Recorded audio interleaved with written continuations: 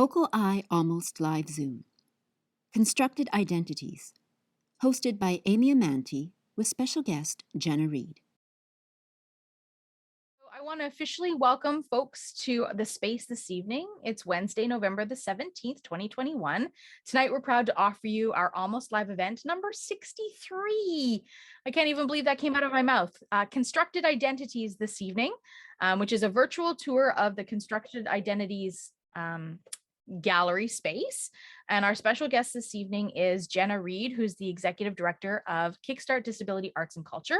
We were also expecting Persimmon Blackbridge, who's the artist themselves, to join us, but as weather is inclement here in BC, Persimmon lives in a part of the province that may not have great internet access with this kind of weather. So if they're able to join us, they'll pop into the space. If not, we are in great hands with Jenna. So I'll introduce Jenna in a moment.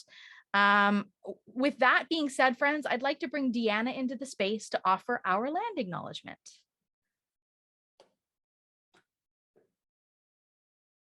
Give Deanna a moment.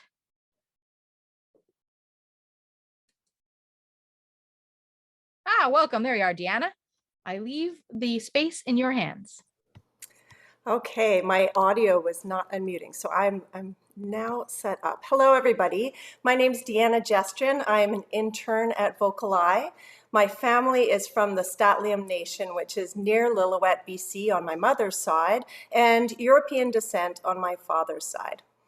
VocalEye is presenting to you today from the ancestral, unceded traditional territories of the Musqueam, the Tsleil-Waututh, and the Squamish First Nations. It's important to acknowledge and honor these nations, to show our deep appreciation and respect for them as individuals, as a community, and also as the original caretakers of the land. These nations are still committed to the protection of the resources, the land resources, and also their culture, their community, their traditions over time. I'd like to acknowledge the strength today and the resilience of the Musqueam, Tsleil-Waututh, and Squamish First Nations, whose members and communities are resilient, creative, courageous, strong, and rich with cultural integrity and ancestral knowledge.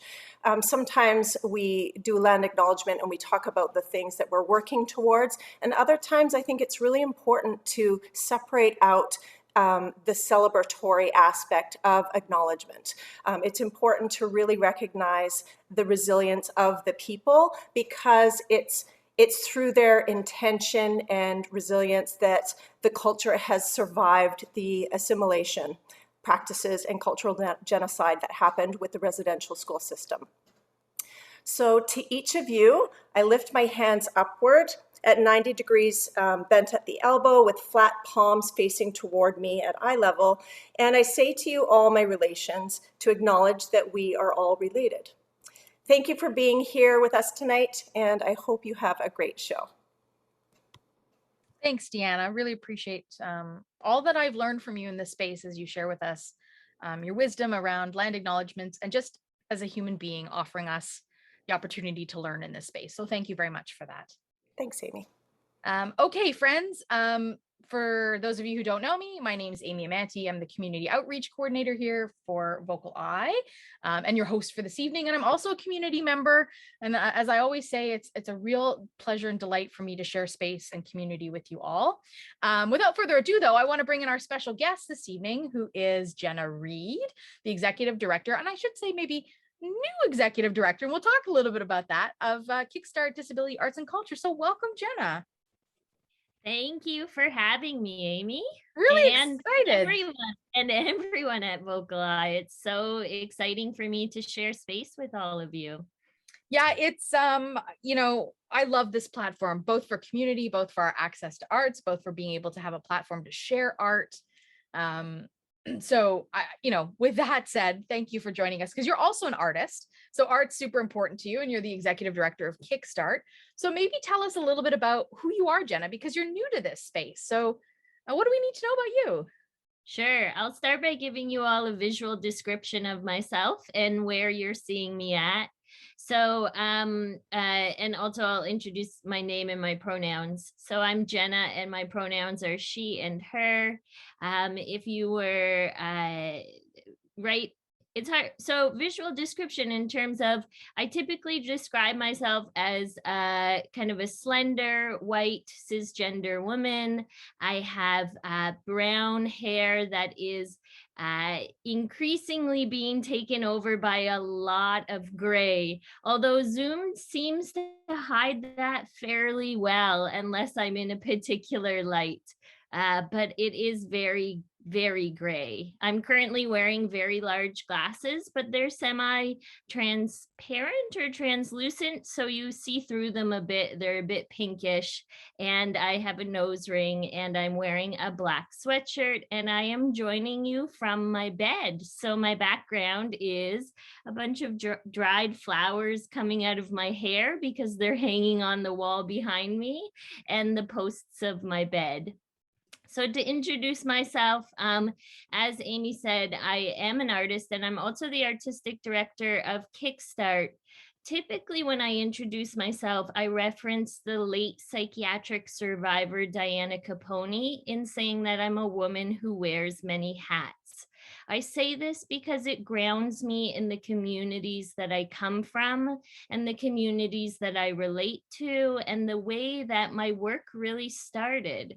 So the different ways that my work takes place or the roles that I take up in this world is that I am an artist, I am an activist, and I am an academic. And all of those roles seem to intertwine in a way that has become almost impossible to tease apart.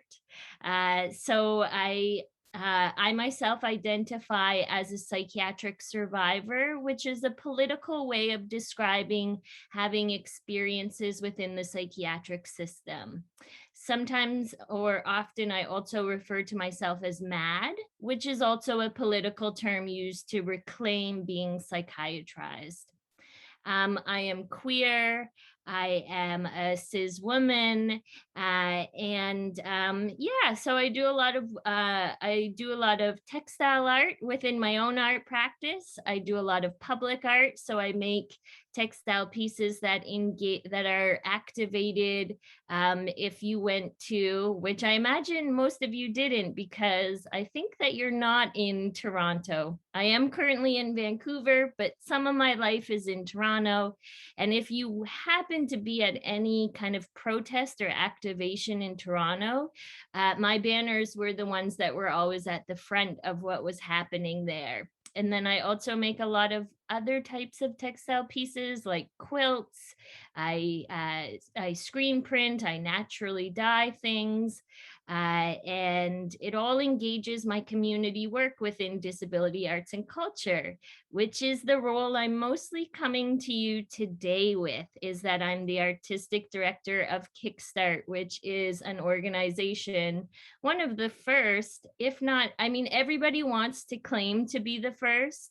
My PhD did have me study histories of disability arts and culture while also making artwork. And arguably, I would say that it is fairly founded that Kickstart is within the first of disability arts and culture organizations, specifically ones that were started by disabled folks or MAD, sick, deaf, CRIP, and trauma impacted folks, or however, you know, our community is diverse. It is, there's lots of us with lots of different identities, but yeah, that's like a very long-winded introduction for you.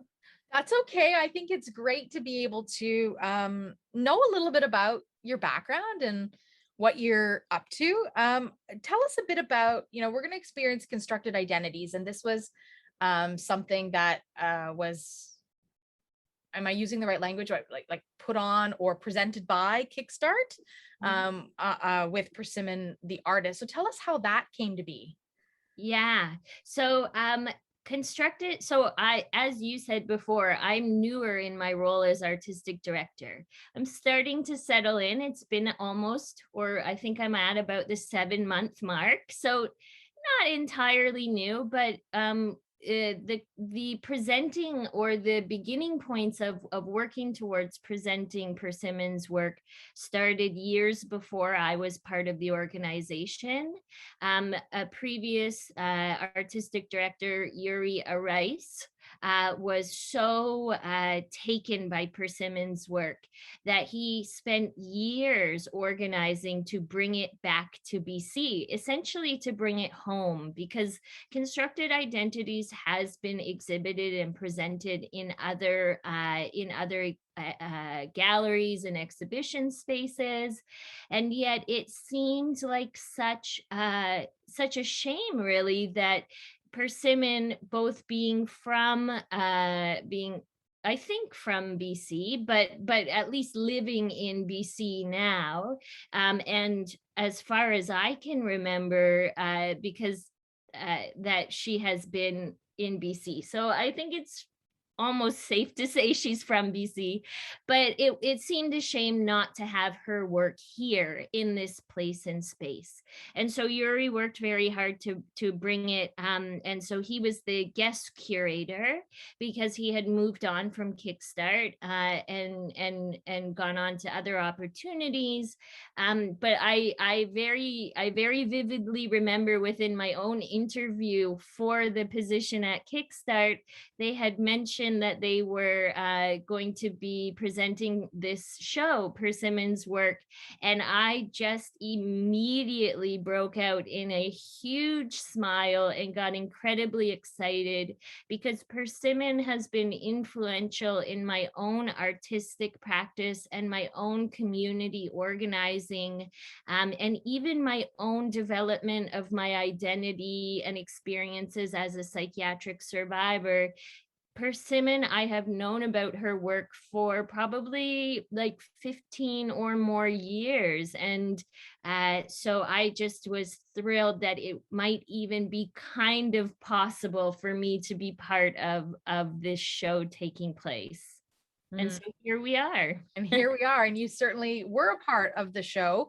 I would like for you to set up for us, before we go into the actual virtual tour, about so the show was in Vancouver. So where was it in Vancouver? What dates was it? Because obviously the show is it still up? Is the other question, I suppose, because it might have been packed away now. But give us a little bit of background around that. Yeah, great question. So, and full disclosure, sometimes it's hard for me to grab onto like particular dates and stuff.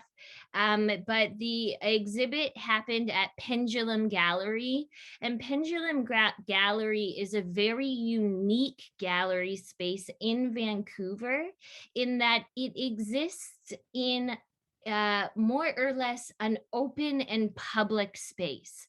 So Pendulum Gallery is in essentially the atrium of a building, and in this atrium you have the possibility to go off and go up elevators into office space, but it's connected also to a cafe, and it really is kind of it's in a building, but it feels quite open air because it has that openness. It's not closed in by the walls. It feels as if you are in a public environment. And it happened, the exhibit is no longer open. So it happened in the summertime. The dates I probably can pull up in a second, but I don't have them right in front of July, I think, around end of July. Yeah. I was able to catch it because I think, as I've mentioned, I'm back and forth between Vancouver and Toronto, and I was here in August, right at the end of the show, which was it just was a thrill to be able to be out here while it was happening. And did I cover your questions? Yeah, I think you totally did, Jenna. And maybe what we'll do is we'll get Rick to bring up our Gallery 1 photo. We've got a couple of photos of the gallery space for folks who want to observe them, but we'll also describe them so that we can get kind of a better understanding of the space that we're in. So Rick, if you can bring up Gallery 1. Okay, Jenna. So briefly, just give us a quick overview of what we're seeing here, because I'm getting this, like you said, this airy, large space. Yes, so here is the main area within the Pendulum Gallery. And again, like I said, the gallery itself is not closed off by walls from the other elements of the entire building. What you're seeing in this image is that there are walls that are set up, and these are standard walls that are typically used within exhibits to hang work, moving walls that can be positioned in different places so that you can group the art in the ways that you want. But behind these movable walls, which essentially are the walls are rectangular and they are painted in kind of a sand color. So not quite bright white, but not quite beige, somewhere in between that. And behind the walls, what you can see is floor to what appears to be ceiling windows. And that is really what helps to give that sense of it being in a public space, because you're not walking into a tiny gallery or even a big gallery. You are simply entering a very large building and surrounded by a lot of window space, which exists in, and you'll have to forgive me because I'm new to Vancouver, but what I at least perceive to be or understand to be the downtown, like a downtown area within Vancouver. So looking out the window, you would be seeing, the hustle and bustle of people walking around, although we don't see that in this image. In the image, you see two of the gallery walls, and on the gallery walls, you have panels that are suspended they're suspended by chains. And you also have some text, and the text both has Persimmon's name on it, the name of the show, which is Constructed Identities, and then some more detailed text about the work. Amy, you're muted. I'm muted. We're going to bring up gallery 2, Jenna, so that we can get a little more of the flavor of the space and how these panels are hung on the wall. So what are we looking at here? Yeah, so in this, you're seeing more of kind of a side angle, or like you're definitely on an angle looking at the panels, as if you have kind of walked up closer to the walls and then looked off a little bit to the side. And what you can see is that there are the panels that the pieces of art or the small sculptural pieces are grouped on. So Persimmon would have chosen specifically how to group the pieces that has you moving through the exhibit in a particular way and seeing particular sculptures together. The panels are a different color from the movable walls. So they are a darker, within the gray family, still within kind of a gray or a sandy beige tone, but they're significantly darker than the color of the walls. And those are suspended from the top of the movable walls with chain. And one of the reasons that this happens also is because it allows this type of sculpture to look as if it is floating on the wall. The sculptures are attached to the wall, and you can see this with some of them. They're attached to these panels with what is the word for it? With not bolts, with screws. And so you can see that when you're looking from the side, you see the screws coming out the back of the sculptures. But when you're looking head on directly at the sculptures, you don't see the screws. And so they just appear as if they are floating on the panels. And then another thing that I noticed when I'm looking at this, which was evident while at the show, is that you can see somebody who is walking between between the movable walls. And so you were kind of able to move around the space in the way that made sense to you. There was kind of a clear, you could go kind of start to finish and walk all the way around the movable walls because there were sculptures on the front and on the back. But you also could choose to look at one wall and then walk through and look at the back of it. It didn't have to happen in any particular order. So just for context, Jenna, these panels take up probably the third middle chunk of the walls.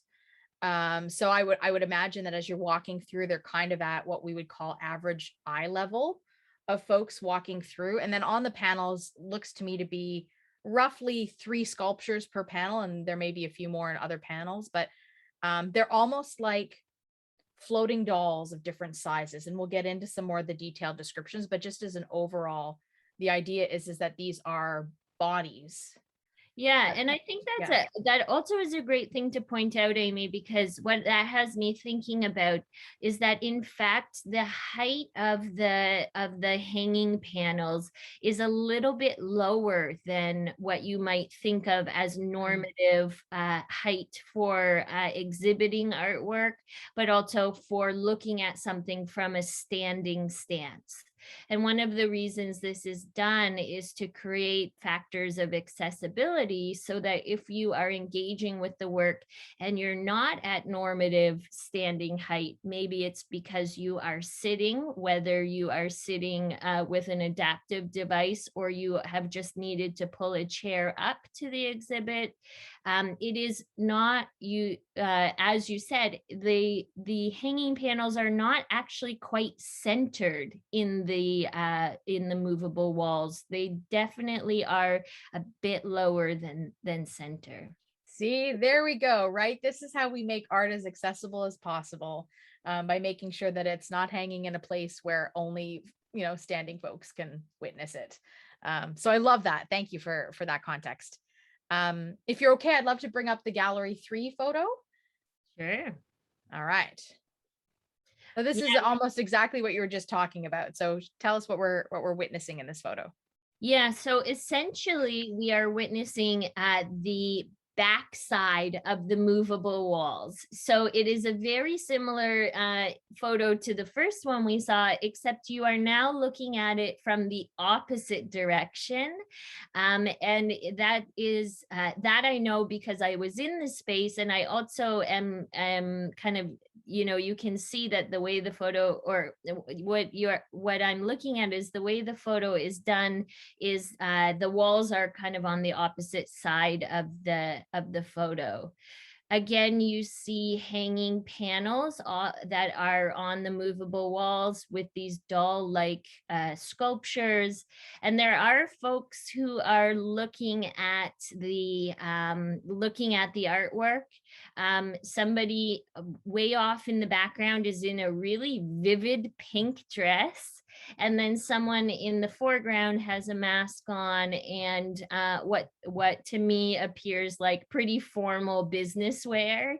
And so that's kind of the fun thing about this gallery, is because it is shared space and it has a lot of offices that you can get to through the gallery, it would have people engaging with the artwork from, who might not typically go and check out a Persimmon Blackbridge show. Yeah, people that are working in the space, but are also like passing by the windows and like, oh, what's going on in there? Or stopping at the cafe for a coffee or whatever you might be doing on your daily jaunt. Can you, just for context, because this is kind of a public space, did you have to pay to like buy a ticket, or really you just come on in and enjoy? just come on in and enjoy. It was so accessibility for us at Kickstart. We really, I do believe that you can't do accessibility perfectly, because the way we are as humans in this world is that we're messy bodies, and our access needs will conflict and contradict with each other's. And also, it is just, as messy human bodies, we can't do things perfectly, but we try and think about accessibility in complex ways. And so having either free or financially kind of low barrier types of shows is important to us. So not only could you just walk right into the space and spend as much time as you want there checking out the show, you also could sit down at the chairs and tables that you can't see in any of these images, but we're not too far from these movable walls. And they were technically, I believe, chairs and tables that were connected to the cafe, but it was not, you weren't forced to buy anything in order to sit there. Awesome. Let's see gallery 4. So this is kind of a close-up of one of the panels. So what are we seeing here, Jenna?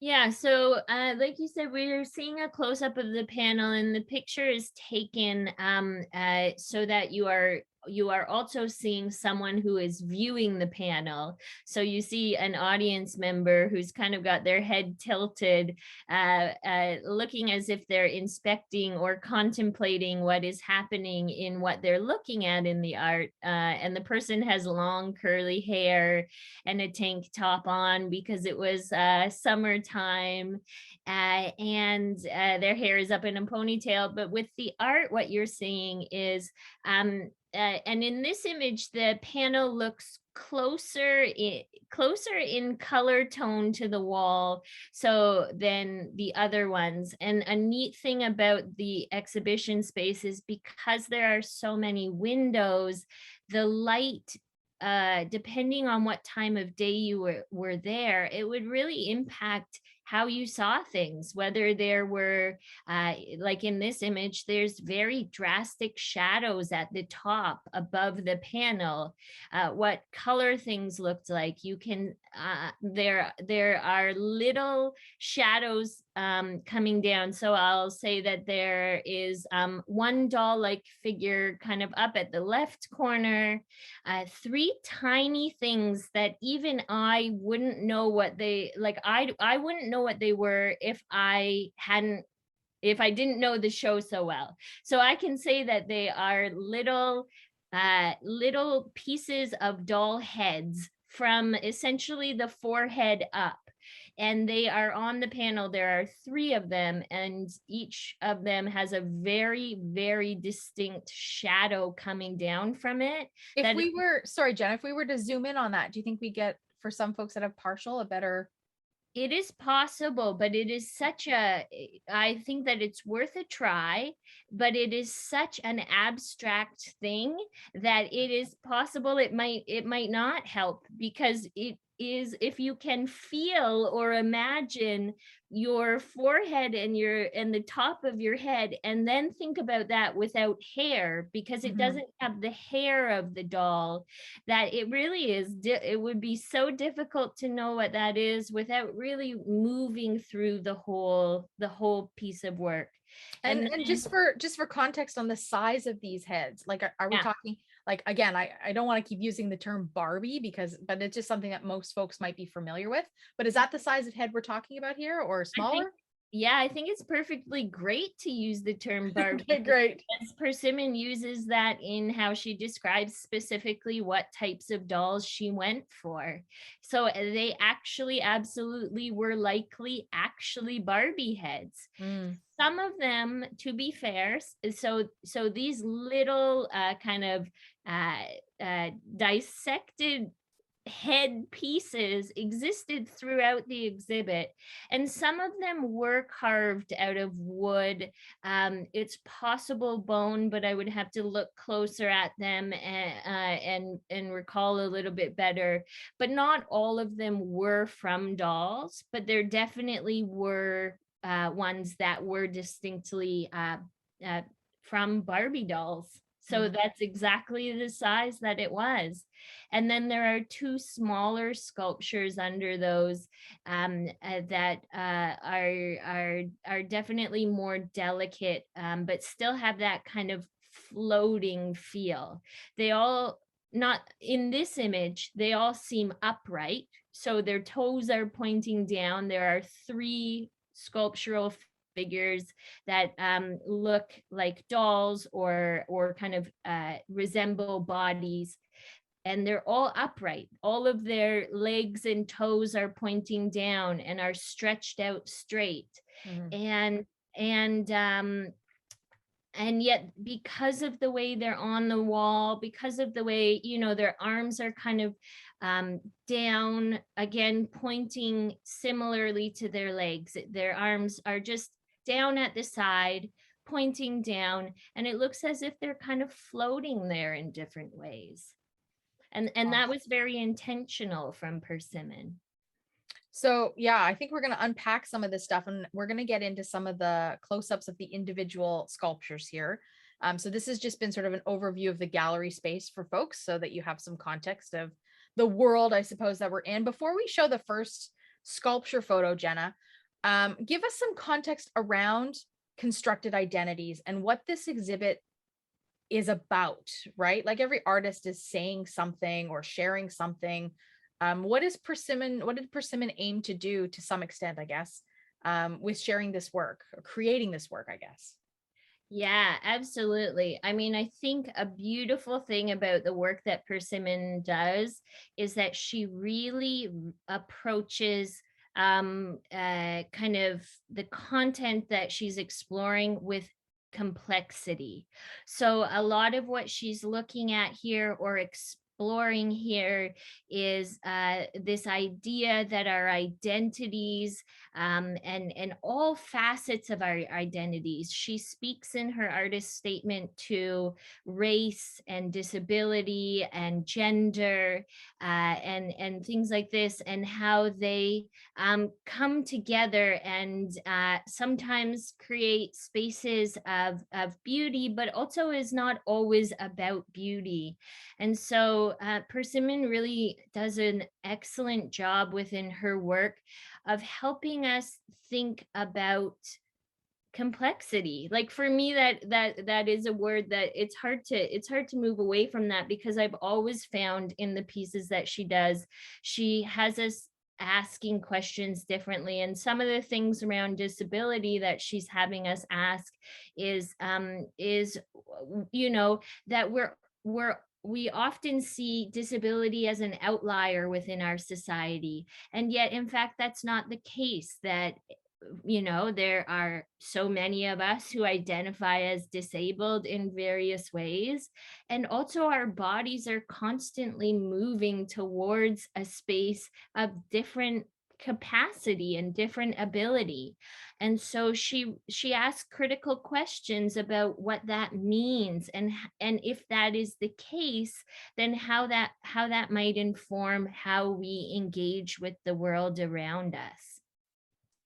And just for context, as we go into some of these specific images, how many sculptures did Persimmon have in this particular gallery? And I'm just also looking for a scale, right? So like, what do you think the largest approximately the largest sculpture would have been, and the smallest sculpture would have been kind of irrelevant? Because I'm, you know, this one, again, I'm just guessing because it's an image and I wasn't there, but the one that you were talking about in the far left-hand corner of this particular image looks to be about the length of like my elbow to my fingers, but I could be wrong about that. Anyways, share with us some of that context so we know what we're going to be experiencing moving forward. Yeah, for sure. So I'm just going to pull up a little reference sheet for myself around the number of artworks. So there were, and this doesn't include the smaller, these little ones that we were talking about in terms of the little, not even half heads. I sometimes I have a difficult time having a very short sound bite for how to describe. And it sounds quite macabre when you say it, but it's not meant to be. I don't think it's meant to be that way. Like, it doesn't look scary or Halloweenish or it's very interesting to look at. No, it definitely just kind of shows you a little bit of the process of assembling or disassembling the different bodies and pieces that are coming together. In the show, to my knowledge, there were 25 sculptures, 25 pieces, and in the photographed images of the show, they can look smaller. They appear smaller than they actually were. So some of them were small. Some of them were, within the range of, I would say, to my recollection, all of them would be bigger than my hand, although I have fairly small hands. But they were definitely, the length of my forearm to the length of sometimes almost my entire arm. But then the other piece about it is that they really varied in terms of how wide they were. And Persimmon really paid attention to the curviness of the human body in an incredibly beautiful way. She emphasized curvy hips and thighs and nice round, but sometimes also oddly, but not oddly, I use oddly in an endearing way, rectangular shaped torsos, but many of the sculptures were quite wide, so they would be the width of maybe from my elbow to my wrist,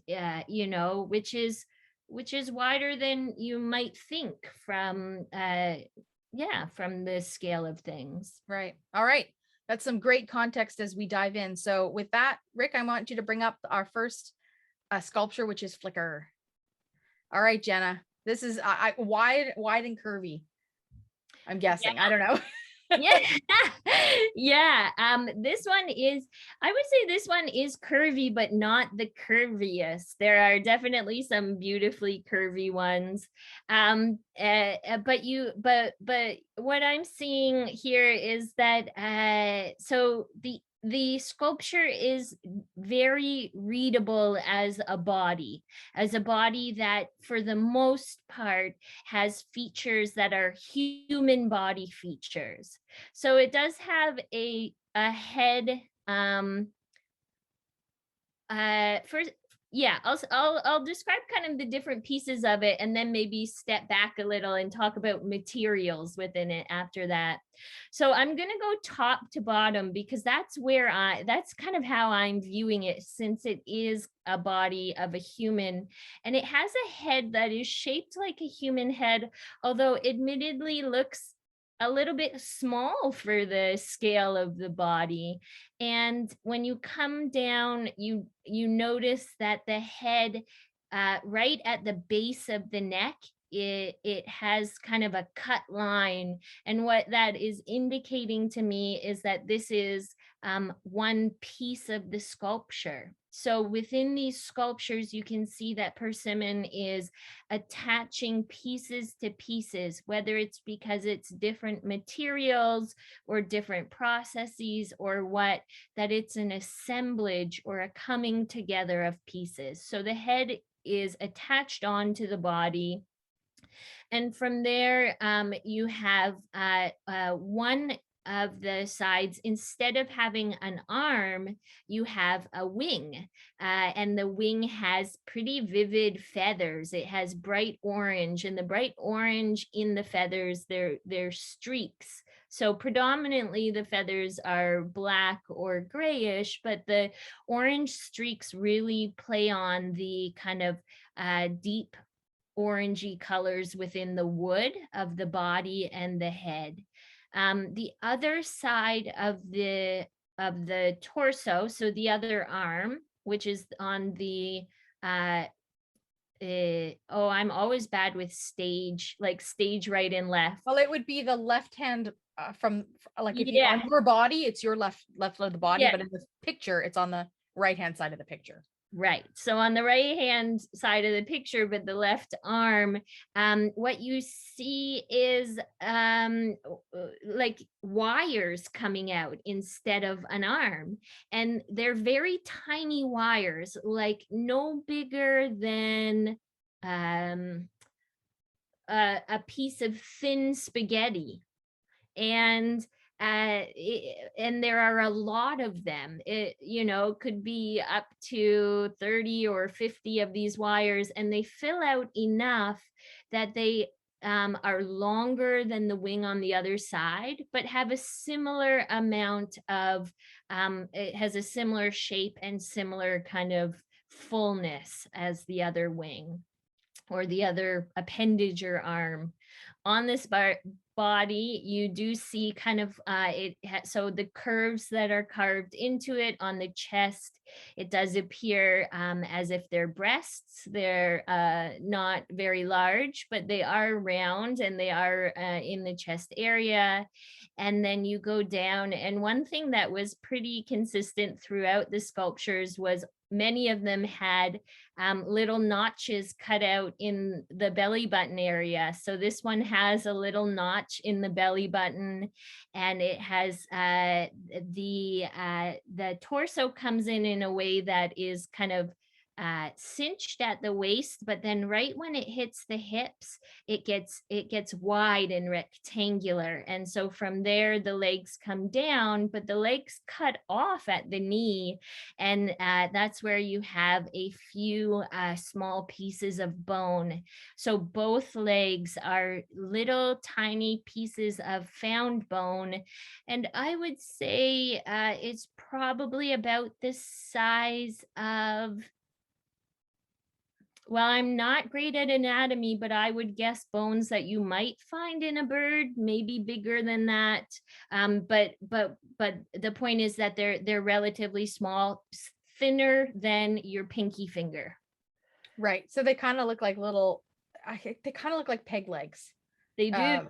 To some extent on this particular sculpture. And, you know, as you're talking about materials, so we've got wing and we've got wire and or feathers, I guess, for the wings, and wire and wood and bone.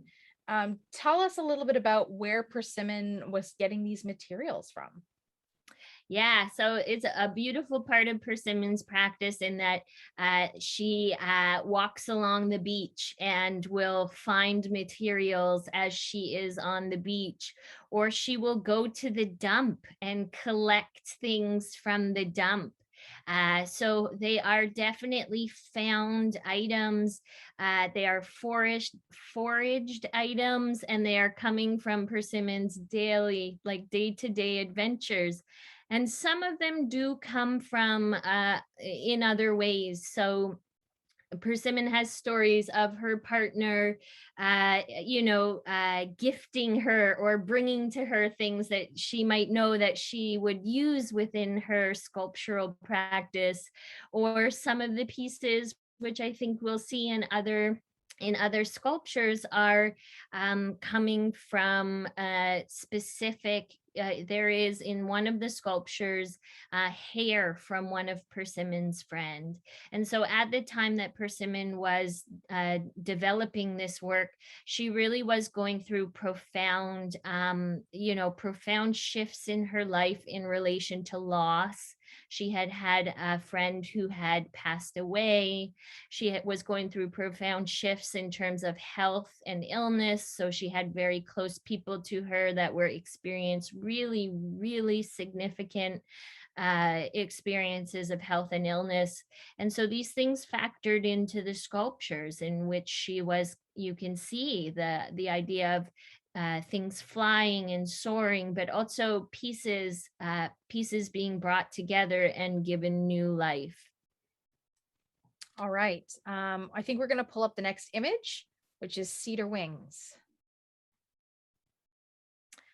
Yes. So full context and disclosure on this one is that this one is one of my favorites, and I actually own this piece. So it was gifted to me by my mom for my birthday this year, which was perhaps the most, it just was a really pivotal, important moment in my life to receive a piece of Persimmon's work.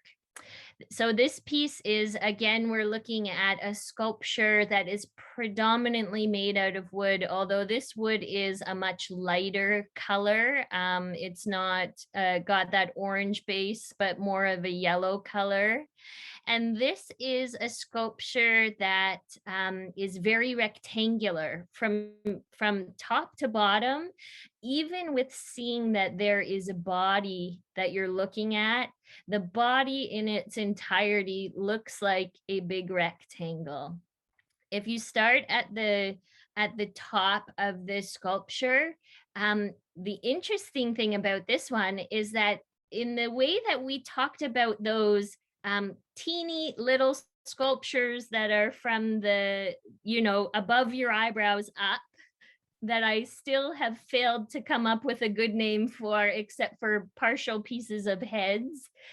This sculpture is missing that part of its head.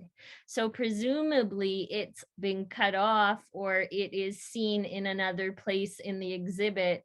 But it is not got, it has a distinct face, but there is no eyes, no nose, no mouth, just the shape of a head on a neck.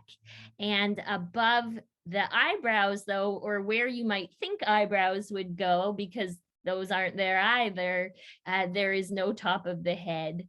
And when you come down the sculpture, the torso to me appears to be just a total wide rectangle. I do think it's pretty significant that it's not a tall, skinny rectangle, although the legs are pretty long, but the torso is squarish because it's a wide rectangle. And instead of arms on this one, again, you have bird feathers as arms. So it is the same on both sides, on the left and the right. You have 3 black feathers on the left side and 3 black feathers on the right side.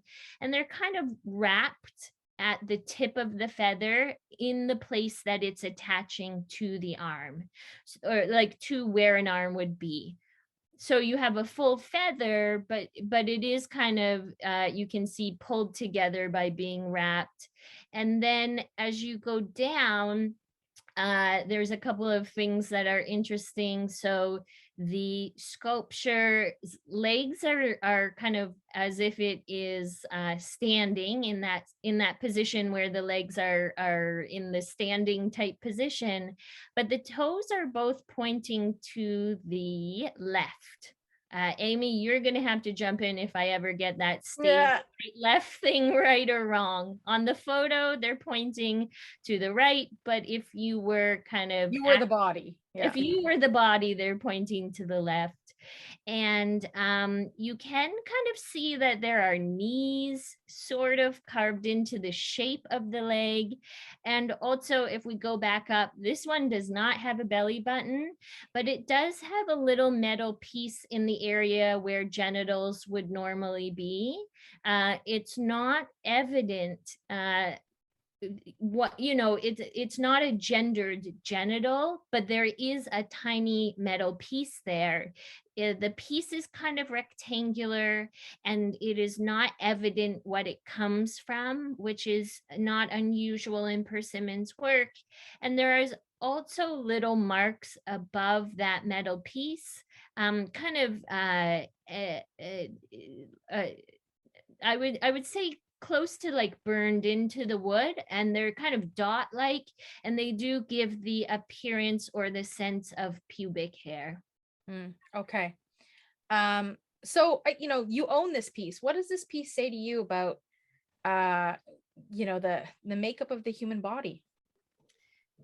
I'm just so drawn and fascinated with how Persimmon engages in the human body in all its variations, but then also thinks and creates otherwise, so that there are possibilities, that there are adaptations to the human body, that the appendages are not all as the normative world would have you believe. So the arms are not there, but it has these feathers or almost wing-like kind of arms.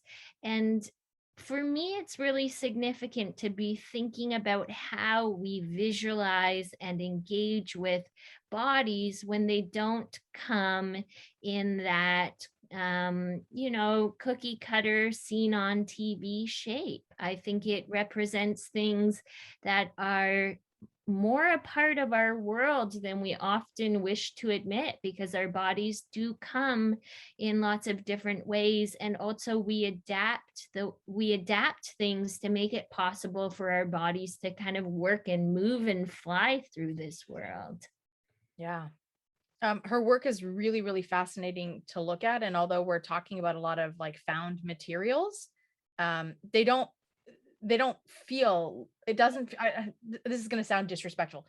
It doesn't, when you talk about things that you find like trash, it doesn't feel like garbage. It feels like a real high-end piece of artwork, which is so fabulous that she's transformed these found things, these discarded things, that have appeared in her day-to-day life and her day-to-day environment, and repurpose them into something that's really stunning to look at. And I'll even just say too that I don't even think if you were to be in, if Persimmon had been able to be here with us today, and you had said that, she would actually delight in hearing the descriptive of trash. I think, I can't speak for Persimmon, but that's a critical piece in what we're looking at with this art, is that she uses discarded materials. She uses stuff from the dump. She uses trash. And so I for sure, I know what you're saying is that when you are looking at the whole piece together, you are looking at a piece of fine art. You're looking at a sculpture that has been hung in in galleries and is very clearly a piece of art, and yet it's a piece of art made out of trash. And that is very much in line with Persimmon as an artist and a person. And she tends not to describe herself as an activist, but she has been so monumental in the psychiatric survivor movement. And the ideas and the thoughts that her work has contributed to, her sculptures, her writing, is all about not even just finding the beauty in the trash, but also about recognizing that there is something important about seeing the ugly in the trash as well. That we shouldn't always just be thinking about making things beautiful, that we also need to hold space for things that are ugly. Okay, Jenna, we're gonna have to move through some of these images with a little more pace, I think. But I know I talk too much. No, it's fantastic. Which Amy knows, because Amy has had many a conversation with me. And I enjoy every one of them, Jenna. But let's bring up Liminal Barbie 1, because there's a lot here to unpack. So what is it that we're witnessing here, Jenna? Yeah, I'll try and go a little more quickly, and then I'll let you probe me with questions. So you do have a teeny tiny little head on this one at the top. So again, it is a sculpture that's clearly meant to portray a body, and you still get the sense of a human body, although it's becoming a little bit more abstracted here. It has a teeny tiny little head on it, and it's either carved, and this is a piece that I'm not sure if the head is wood or another type of found material, but it has two circular eyes, one circular nose, and then a mouth that has teeth, and it looks a little bit frightening the way that it's skeletal. Yeah, skeletal is absolutely it. And that attaches to kind of metal pieces The neck is metal. Then you have 2 Barbie arms coming off that are attached with a little red thread. On the Barbie arms, you can see that sewn to the Barbie arms are feathers, but these feathers look a little more scraggly. So the little kind of little piece, because feathers are made of smaller hair-like things, or I don't know how to describe the anatomy of a feather, but each thing is kind of a little bit more separated as opposed to a nice clean feather all together. It looks disheveled. And then you have the metal piece ends at the crotch area where the genitals might be, should there be genitals, and it's circular there, and attached are 2 legs that are, again, really beautifully curvy. You do see knees, you do see toes and heels and ankles, and again, the arms are pointed downwards, but a little bit out from the body, and the legs are together and the toes are pointed down. I think what strikes me about this piece is the fact that the torso, like in my interpretation of this, the torso from the neck, like eliminating the arms, but from the neck to the pelvic region is very like industrial hardware looking. Mm-hmm. And Yeah. then the arms are like they're from a Barbie doll, so they're very representational of like almost the perfect body, whereas the rest of it is that juxtaposition of air quotes perfection. Yeah. And it's like interesting because the top of the body is that it's sparse, right? Like the metallic piece is sparse, and with the Barbie arms, you can see the sockets of the arm, like it's rounded off, because with a Barbie, you pull the arm out of its socket and then you see kind of a round place. So you see the inner workings a little bit. It's not as if you're seeing inside the Barbie arm, but you're just seeing a part of an arm that you actually wouldn't typically see. Yeah, because it's hidden inside the torso of the Barbie. Yeah. Maybe it's saying a little bit about exposure too, in this piece. It's a really, really cool piece. And as you mentioned earlier, with the piece before, that you own this piece, these pieces were up for sale. And so we can circulate, if folks are interested in owning one of Persimmon's pieces, circulate that in our post, our after event email.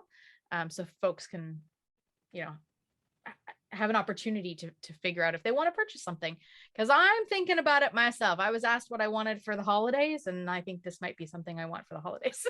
So something really beautiful to note about that is that Persimmon, as someone who has had serious impacts of being psychiatrized and otherwise on her life, that she tends to work very closely with folks in terms of pricing her artwork in accessible ways.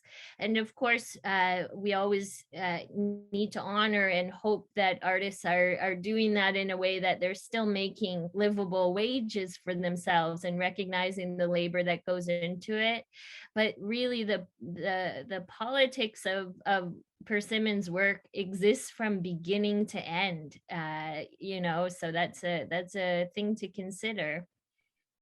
All right, we're going to bring up the next photo, which is called His Bone Dancer.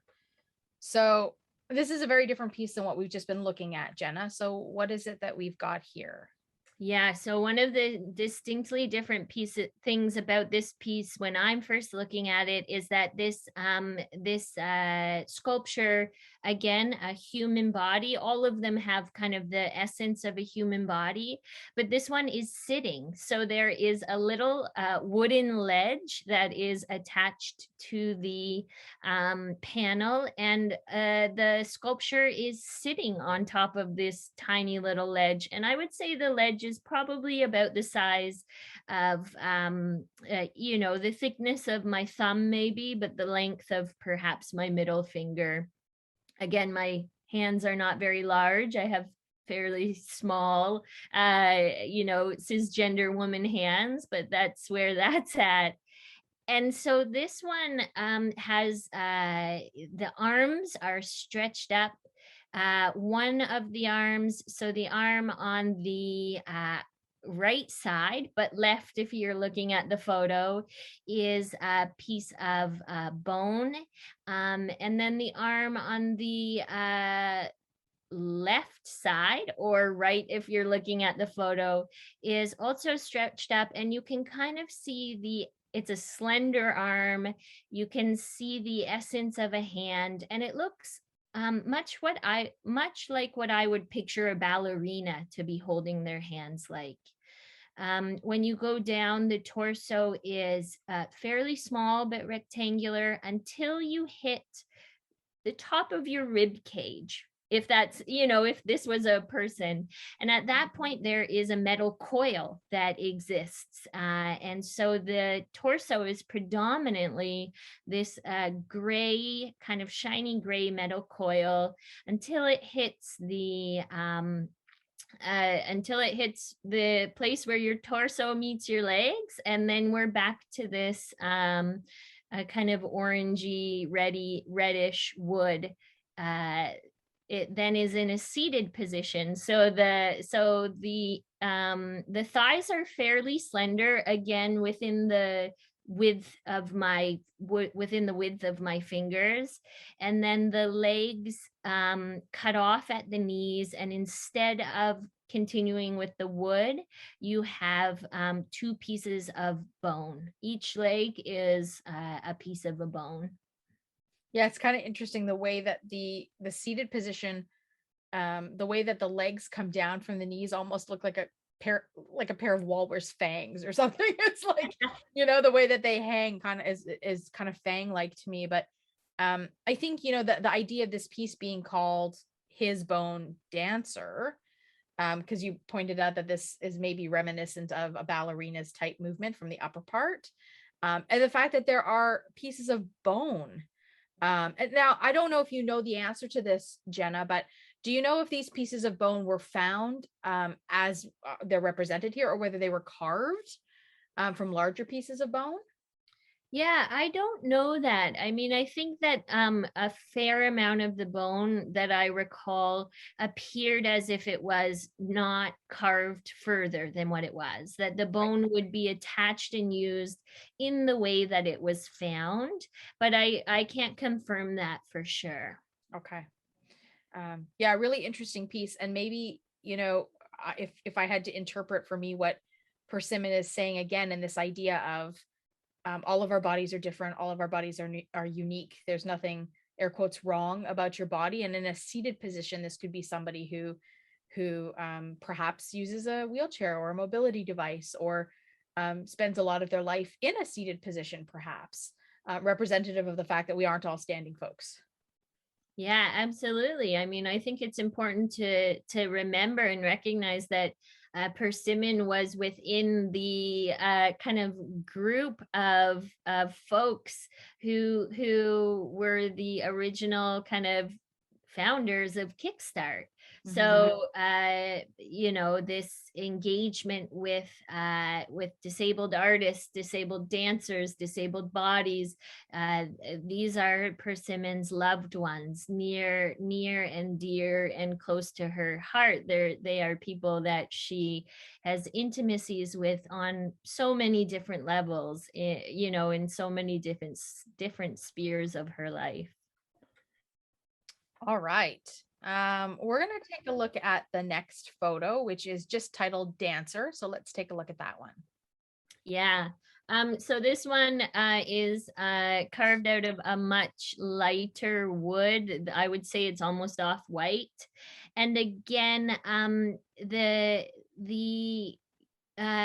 it has that funny break at the tiny cranium part of it. So it does have a full head, but it is evident that the kind of space from the eyebrows up is a piece that has been either reattached or attached to this thing, because there's a clear cut line that you can see between the top of the head and the rest of the head. Mm. This one also has incredibly vividly orange wings as arms, and they are the same on each side, and it is predominantly orange with some kind of stripes and lines and areas of the feather or the wing, because it's a full wing, that are grayish and blackish.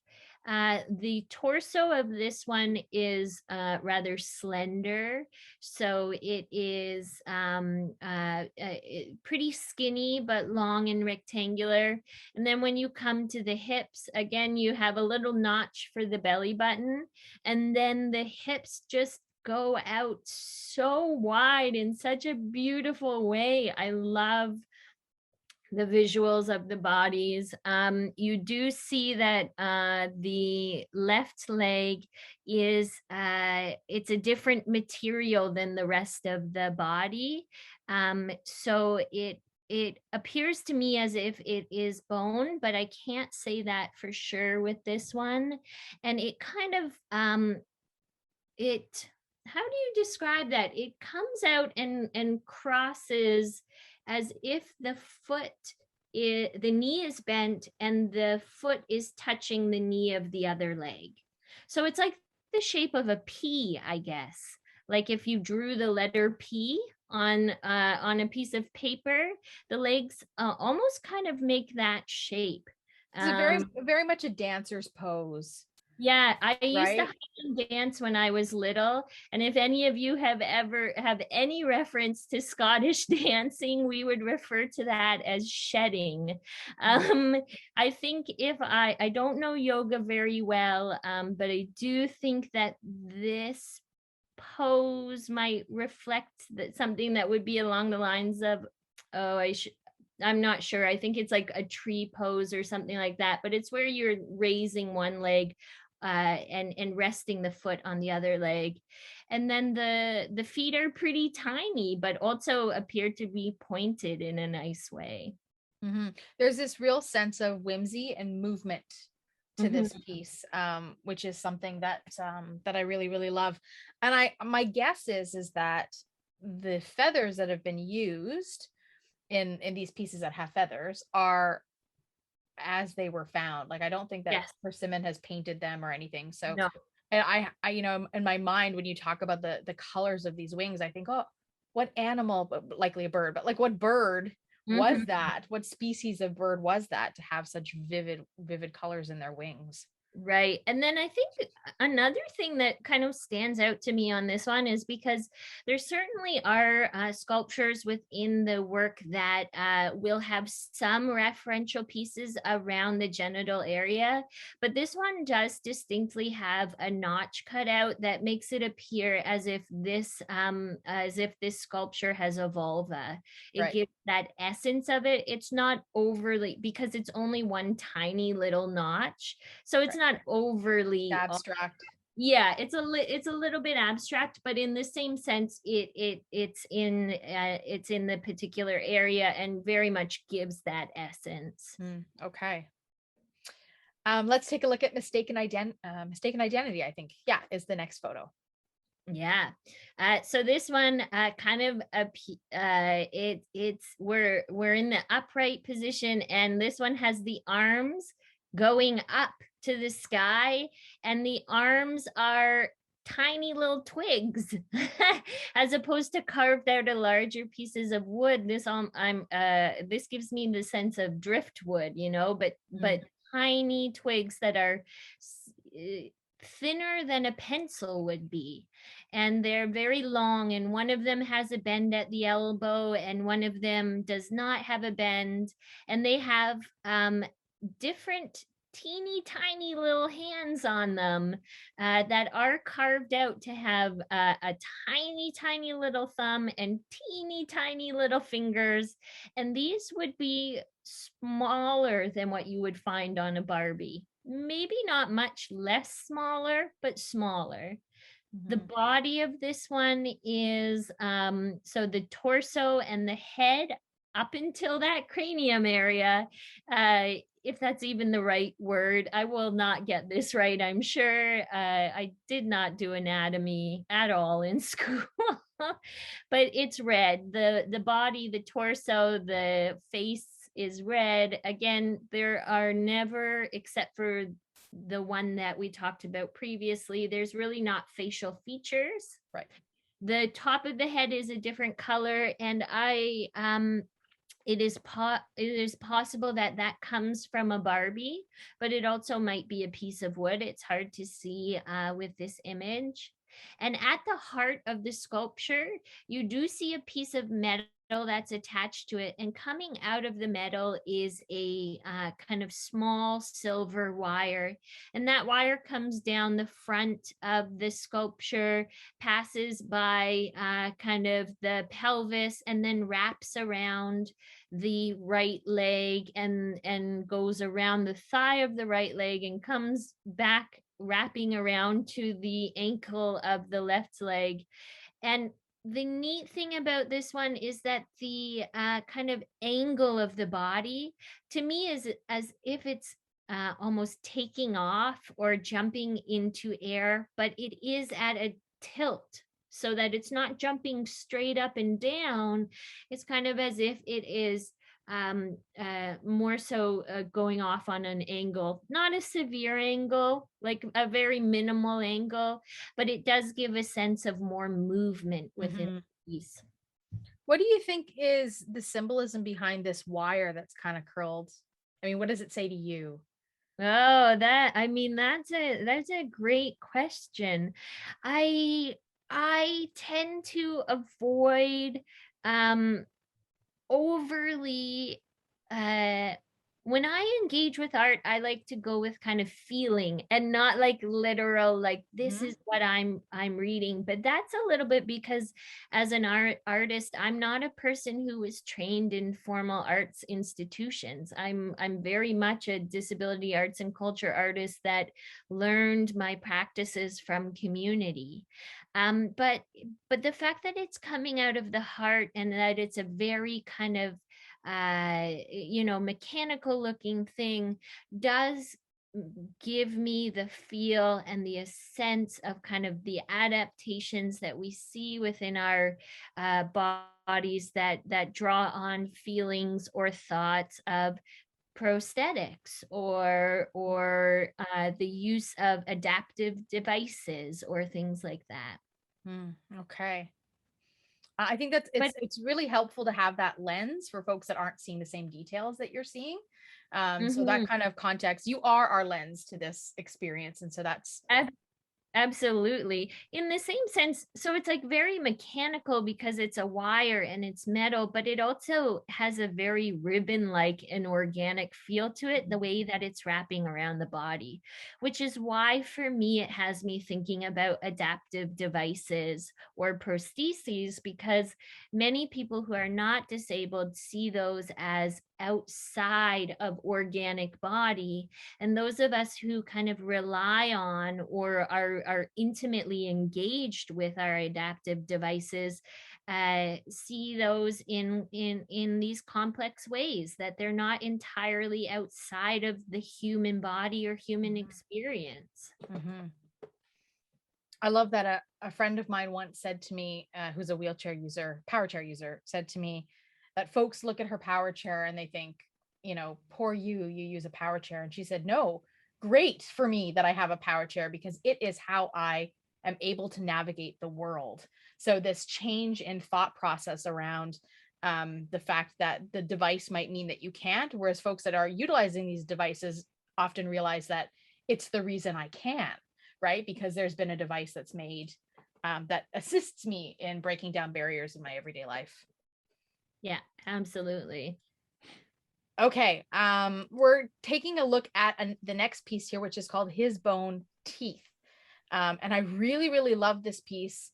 Actually, there's a couple of pieces that have teeth in them that I really, really love. But share with us what it is, because again, I love this idea of finding stuff in your environment. And like, I'm not the kind of artist that can look at something and say, oh yeah, I could make this into a ... But Persimmon has that gift where she can kind of see these pieces of the world and bring them together to make something really stunning. So what have we got? Yeah, so again, a human-like figure, and on the head of this one, it's like there is so the wood in this one is the lighter shade of wood with more of the yellowish color, and on the head of it, it has a knot in the wood that you don't really see on the rest of this type of wood, but it has a knot that almost kind of looks like an eye, and yet it's a little far out for it to be an eye, and there's not a second one. And then you also see a mouth carved into it that is a little bit more white in color, and also has kind of the reference to teeth carved into it. And the stance of this body is that it is kind of in an in-between stance. It is not quite standing and not quite sitting. There is nothing that it is sitting on, but the way that the bum is kind of coming out to one side, and the way that the knees are then a little bit bent, does give it a sense that it is almost sitting, and yet the toes are pointing downwards. On this torso, unlike other ones, there are notches cut into it at the side, and the notches go straight through, so you can see through the notch. It's not just a superficial notch on the surface of the wood, it's cut right into the side, and it appears as if, I read that as ribs, or the rib cage, because it's in that area. But I suppose if you're a person who's interested in muscles and musculature, you might read that as kind of it's a bit high for abs, but the body is a bit has some funny proportions, so who knows, maybe it is abs. The arms are cut off just underneath the shoulders, and you do have two small bones that are attached by wire, just kind of hanging there, but they're distinctly short for the body. They do not have like a clear area that would be an elbow. It does appear as if the arm is just one section of the arm. And then again, in this sculpture, there is a piece, and this one is a piece of nail that is hammered in and then pointed down in the genital area. So it would look more phallic. Than there was one that looked more like a vulva, and this one looks more phallic. Yeah, this is not a natural position for the body to be in. No. Because of the way that the toes are pointed down, almost like a ballerina on point. But you can't do that as you're trying to put yourself in a seated position. It's just not something I think that the body conventionally can do. And I wonder if that reads a certain way to you because of the way the position is of this body. Yeah, for me, this really helps to give that essence of the work as if it is floating and ethereal. So there is a component that, while these kind of positions of the body reference how you might think a body would be when it is standing on a ground or seated on a ledge or a chair, the reality is that there is no ground in sight. They are suspended off a panel that is suspended off a wall. And so it does help to have you see and engage with the pieces as if they are floating or flying or suspended or in this otherworldly type of space that we wouldn't be able to do given gravity and how that all works. Yeah, gosh, gravity. Let's just move on to the next photo because gravity is a whole other conversation. But this one is called Seal. Again, there's something really interesting about this. And when you explained it to me the first time we witnessed it together, I was absolutely riveted by this. So tell us what it is that we're witnessing. Yeah, so the figure in this sculpture, or the body, is the entirety of the body appears to be one piece, except for it does have a distinct separation at the top of the head, but it all appears to be carved out of the same orange toned wood, and it has a fairly straightforward body figure. It doesn't feel abstract to me at all. You have a head with a neck, two arms, although the arms seem a little bit long for the body. You have kind of a fairly, a fairly standard shaped torso. It's slightly slender. You have hips and legs that feel relatively in proportion with the body. There's curves to it, but not excessively so. But right in the center of the torso, and it takes up the entirety of the torso from armpit down to pelvis. You have a piece of a jaw. You have, and it's very distinctly a piece. And the way you can tell that it's a jaw is that you see teeth that are sticking out of the jaw, pointed towards you as you look at it. And there are a few teeth that are missing, so there are also holes within the jaw. Mm-hmm. And the real stark contrast between this orange color of the wood, very natural, and the teeth are like this, I don't know, completely different color. This almost, well, it's bone. It's this bone white kind of color. I don't know. Yeah, go ahead. Because I would think that the wood itself, well, natural, that would be a stain, I would think, right? Like that's probably, yeah. I'm not an expert at wood. I'm not a person who works with wood or studies wood, but I would think that that's a stain bringing out a particular color in the wood. So in fact, in some ways, the bone color is the color that's more natural. More natural, right? Yeah. But definitely have very stark contrast. It's very very kind of a brighter color, not bright white, because you can see that it's worn and dirty a little bit, that it is, that you would have found it on a beach. And then the wood feels cleaner because it has been carved and stained and not polished, but sanded, like it has a much more clean feeling than the piece of the jaw. Yeah, very different in terms of texture. Yes. From the smooth to this rough jawbone. I mean, if we had Persimmon in the space with us, I would have asked about, like, where do you find this piece of jaw? And was it a larger piece of jaw that been, cut down, or was it like, the skies opened up and gave you the exact right size piece, or, or do you carve around the jaw, the piece around the jaw? Because I can't quite tell how it's affixed. Yeah. To the body. There are different ways that you see that they get affixed, and I can't tell you for this particular sculpture, but often you'll see kind of the stitching using wire or a particular type of thread, or sometimes nails or what have you. But I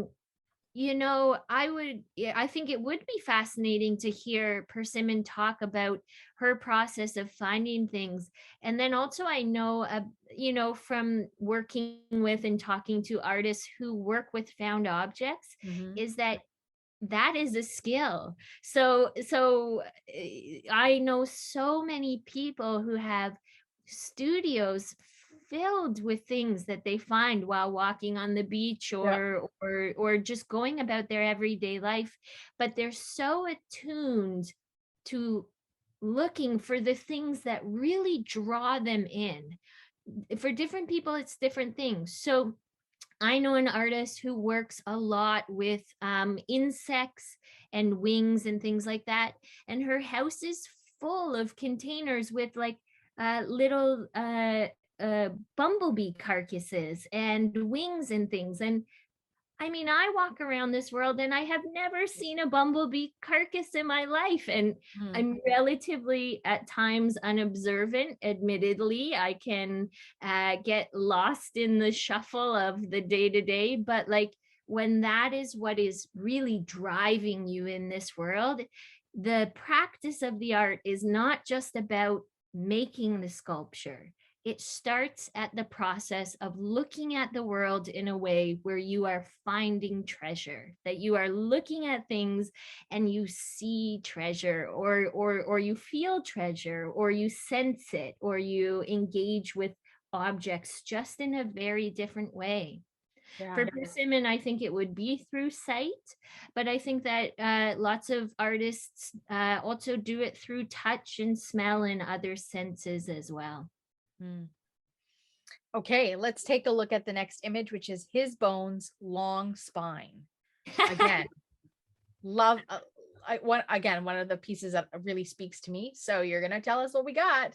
All right. I think something to note here is that one of my favorite things about Persimmon and how she names work is that you can know that she often, but not always, names work to describe either what you are seeing or what the process is of what she has done or what materials she has used. Mm-hmm. So in the piece Liminal Barbie, which we talked about before, there were Barbie arms that were instrumental and pieces of Barbie that were instrumental in the piece.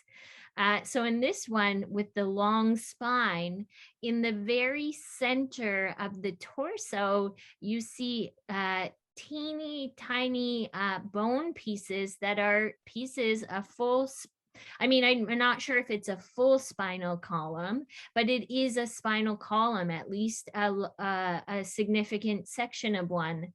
But again, this is while it's long within the sculpture, it's a pretty small spine. My guess would be, and it's probably not what the animal is, but if I were to guess scale, I'm thinking squirrel size. Mm-hmm. Maybe even rodent, rat, or yeah. So yeah. it's and maybe that's not even right, because I don't know what the size of a squirrel's spinal column looks like, or if that's how their anatomy looks on the inside. But it's how I imagine it would be given the size of a squirrel body. Mm-hmm. Perhaps a squirrel has a much smaller spine, and I'm not really, sensing that. But in terms of scale, that's what it seems like. And this one is another one of the figures that is sitting. So again, there's a little ledge that it's on. The ledge is a very different color wood. It's a lighter, seemingly unstained wood versus the top of the kind of this body exists in multiple pieces, although it's all put together. So you have the shoulders up. So the head, the neck, and the shoulders are kind of like a walnut colored wood. You have little pieces that are coming out of the shoulders, but they're teeny tiny, skinnier than my pinky finger and smaller than that as well. It is hard to tell with these ones if they're bone or not, because they are one of them seems like it's bone because it seems to be a little bit dirtier, whereas the other one seems pretty clean, both in terms of the color, but also smooth. But they're both short. They both are distinctly very short in size for the body. And then the spinal column is surrounded by wood. One side of the wood is skinnier than the other, but the spinal column is in between, not perfectly center, but in the space where you would imagine the spine would be. Which again, I think is interesting, because we're thinking about how body shapes look very differently around the spine. Mm-hmm. Typically, we would expect a spine to be dead center in a body, but that's not how it works for many of our bodies. And then it comes out, so the torso is sitting on your hips and your legs that are seated. And at the knee joint, you can see, again, that there are small, slender little pieces. And it is hard to see if those are bone. They sort of resemble bone, but they're definitely much cleaner. Again, cleaner in terms of the color and cleaner in terms of like just a smoother shape. They're skinny and rectangular. And they've got kind of a toothpicky feeling to them, like with pointed at the end. So there aren't any real feet. It's just, if you're imagining what the typical human body looks like, you would just go, yeah, that it makes sense. It translates in your brain that this is reminiscent of a body. Yeah, everything kind of, for the most part, nothing is so abstract that you can't see that you are looking at, you engage with it and see it as a human body. And yet you are for certain engaging with difference. And you are expanding your understanding or expanding your initial ideas of what human bodies are. But that forces you to pause and stop and think and realize, oh, wait, there are human bodies that have that would, when I think of my human body and I touch it or I look at it in the mirror, it is not necessarily the human body I think of when I think of human bodies. It has bulges, it has it's crooked in places, it has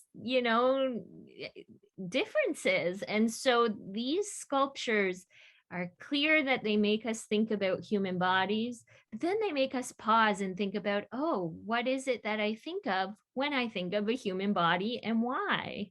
Yeah. But there's also, like, for me, there's a real celebratory nature to this. Like this is not to separate us as maybe human beings, but to share that we need to celebrate our body for what it is. It's the only one we're ever going to have. Absolutely. And then I think the integration of different materials, whether it's organic material from the wings and the feathers and the bones, or not organic material, also helps us to think about the fact that we can celebrate differences and we can celebrate kind of these adaptations in ways that are just complex. My go-to word when thinking about Persimmon's work is the beauty and the ugly and the in-between of the complexities and messiness of the human experience. Okay, let's bring up the next photo, which is called Relay. So this sculpture is Relay. Yes. Getting a little more abstract here. Yes, this one definitely gets more abstract. I think if you saw this work on its own, not with all of the other pieces of work, you would probably still see a human body, but it would be a little bit harder. It would not, you potentially would see otherwise. So you see it's kind of tall and skinny, like very tall and skinny.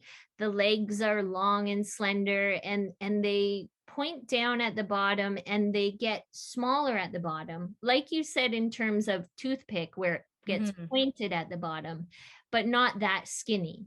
It is wide, much wider than a toothpick, I would say. Again, maybe you know what this reminds me of? I just have to. The legs remind me of carrots. Yes, how they're really girthy at the top and they narrow down to like this wispy. Yes, that's exactly like garden carrots. That's exactly it. And probably at its widest, I would say it's a couple of fingers wide, 2 fingers wide, maybe. But carrots is exactly it. Although it's a carrot that you have peeled maybe too much. You know, when you peel a carrot and you keep peeling and peeling and the bottom gets so skinny, you're like, oh shoot, maybe I went too far with that. That's this carrot. It's not a big fat carrot. It's like one of those slender, skinny, tall ones. But this one has, the top of it has no arms, which is not the case. Not only does it have no arms, it doesn't have anything in place of the arms. And it also distinctly appears as if the top part of the body is in some ways not part of the bottom part, because it cuts off very harshly in a straight line at the armpit. or where an armpit might be, should there be arms. And then there is again, like a found type of metal piece with wire and tiny nuts and bolts. And that creates the torso, which then connects to the bottom part of the torso, which is wood, which goes into the legs. And the bottom part of the torso is so askew. It is off to the side or sitting on top of only the right leg. No, only the right leg. Am I right with that stage? Mm-hmm. Yeah. I'm like, if you could see me off camera, I'm looking at my hands trying to see left, right, and then I do flipping the my same mind. thing. Yeah. But yeah, the torso is distinctly sitting over top of only one leg, and you still have that same shape of hips and two legs, and yet it is as if the body sits only on one side of itself. But there are no arms. There is a piece of metal that comes out of the torso, and or not metal but wire, and it goes down and kind of flows down and crosses over the knee. Mm-hmm. Again, I'm going to ask you the dreaded question, because this is so abstract. Yeah. What do you see? What do you feel? How do you interpret something like this? Yeah. I mean, I love that question, and I hate it because Yeah. I do know that that idea of interpreting art is can be so inaccessible for people. I think very distinctly about my mom, who grew up in a very, very poor town in Scotland, and didn't really engage with art for most of her life, and didn't have access to art. And when her and I go into spaces, and whether it's an exhibit or a gallery, a museum, or any type of space that art is, she'll go up to a piece and immediately, almost immediately, will say, I don't Get it? get it. Because it's this idea, first of all, art has been so elite and so inaccessible for us, whether it's because it's not accessible to how our bodies exist in the world, or whether it's class or culture or what have you. But we're made to feel like we can't understand something. But that being said, the beautiful thing about art is that what you're meant to understand is what it is, what you understand, that there isn't, artists have visions and artists have things they're trying to show you, but the reality is the audience is part of the relationship.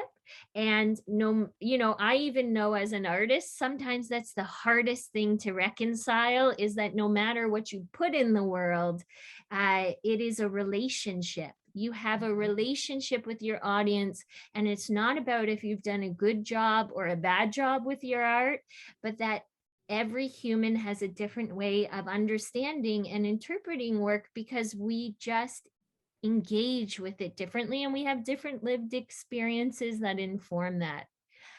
I don't know what I see and think with this art. I think that for me, when I engage with this piece, I definitely more, this one doesn't kind of draw me in as much as the others. And I think that's because it is more abstract. Mm-hmm. So for me, it's harder to feel something from this without seeing it alongside the other pieces. When I see it with the other pieces, because that gives me the feeling of bodies and humans, then I start to feel something or see things. This one on its own, for me, is hard to say, this is what I'm seeing or engaging with, because it does just it's more abstract, but also, Amy, it's more stark. It is Yes. using less materials. Yeah, I get the starkness right away. I also get the like you said, the contrast of the separation between, the shoulders and above, and the the hips and below. There's this big gap, as if the body doesn't feel complete in some way. Again, that's my interpretation of a piece like this. And again, if I was exploring it with my hands, I could probably come up with a whole bunch of other things. But from a visual perspective, what I notice is that the contrast between the wood and the panel really indicates to me this big separation between, which actually exists. Like there is a separation, but it's like, what does that say about your relationship with your body?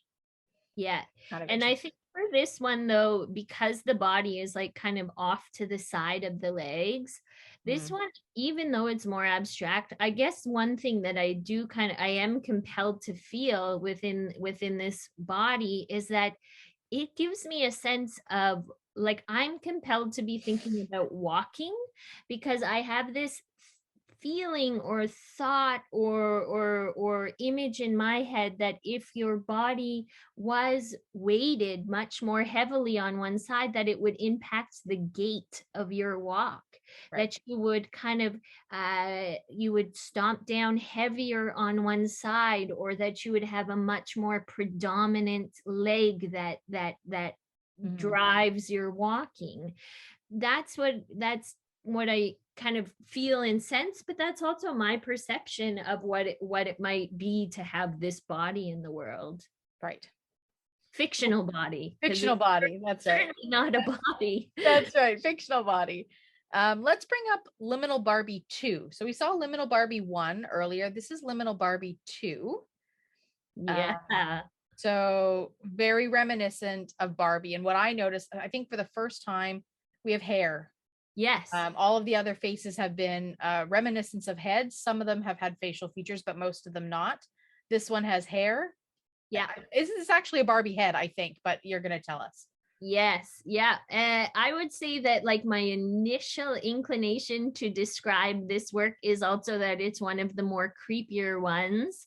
And I feel that it's more creepy because it is more Barbie pieces than other ones. And so with the Barbie pieces and the hair in the way that it is kind of worked with, it gives that essence of an unruly child who is taking their Barbie and cutting its hair. And I mean unruly in the most like endearing of ways, that you are seeing a Barbie and believing that it needs to be otherwise. So I'll describe the hair and the head first, I guess, but it's not the top of the sculpture. The hair and the head is a Barbie doll. You can see that kind of from the collarbone up to the top of the head is fully one Barbie. Most of the hair, so the hair is blonde and it's mostly cut really short, like when a toddler or a kid goes to their Barbie with a pair of scissors and just decides that their job is to be the hairdresser. Some of the hair is left on and long and braided. And then this is another sculpture that has arms that are pointed up towards the sky. Predominantly, the arms are driftwood and again, fairly skinny enough that at the top, midway of your midway of your forearm, there are Barbie doll hands attached to the driftwood. So the driftwood is skinny enough that it is the same width to match up with that Barbie forearm. And they are kind of above the head in what I imagine as a canoe type shape. Like the arms are kind of coming together and it's maybe almost a little ballet like, but kind of sloppy at the same time, not the ballerina who was making the cut that day. And so they appear more like a canoe in that pointed type of way, the tip of a canoe. And the arms are attached. You can kind of see the nails or metal spikes that are coming out of them that attach them to the shoulders. And then below that, you have metal pieces. And because the metal pieces are horizontal and they are separate kind of rectangular shapes, they give that sense of a rib cage again. And from there, you attach into wood. It looks so well sanded, like it looks like very smooth and very light colored wood. And you have hips that kind of do what hips do when they are nice and thick right at the hip joint. And right above the knee, it's cut off. And instead of continuing on with the wood that is the sculpture, there are two twigs, again, pointed downwards, but the twigs take the place of the bottom of the legs. And they're crossed a little bit where you might see feet, but there are no feet. Right. Yeah, I mean, again, there's something really long and linear. The different textures that come together create this almost juxtaposition. And even the way you were describing the Barbie head being like, it's almost this combination of perfect, because Barbie was like the symbol of the perfect body, even though we know if they had existed in real life, that way the body could not have functioned. But this idea of pristineness in the face with this juxtaposition of the Riley hair, like, yeah, but also a little bit of like, it's like the features are pristine, but also you can tell that the eyes have been rubbed off. So, if you were to like take rubbing alcohol to a Barbie, and the colors of the eyes would come off. So it's just the eye indents. But the lips have either been emphasized or left on. They're the right size and the right shape, but they're clearly kind of a darker color. I would imagine probably a darker purplish red, although with the shadows and the lighting, it's a little bit hard to tell. There is a really cool shadow on this one, which is almost identical to the body itself, right? Which I don't recall us really seeing. And it could have just been the light of where we were in the space. But I think that's also the cool thing about having the space that's got these windows where, as you were saying earlier, that the light changes a little bit on how we experience these pieces in real time. Yeah, absolutely. Which is, I think, a beautiful place to have a Persimmon Blackbridge show, because in a gallery, you're often thinking, so carefully about light and lighting and how that's kind of emphasizing the work, but in a very sterile way. Mm-hmm. Whereas this gallery was well lit because there were floor to ceiling windows. So that natural light was incredible and does a wonderful job of making the work very visible, but in a very organic way, because you're not carefully placing light bulbs that give you that sterile, very clean look of a gallery or a museum. Instead, you're working with the elements, which means some days the shadows might be crazy and fun and add to it. Some days it's overcast and you get deeper colors, and some days it might be bright and very vibrant. Okay, we're going to bring up the last photo. We don't have all 25 here, friends. And this one's called Contingent Center. I love the names. I do love that Persimmon's names speak to what's happening in the work. So it gives you a starting point to understand it.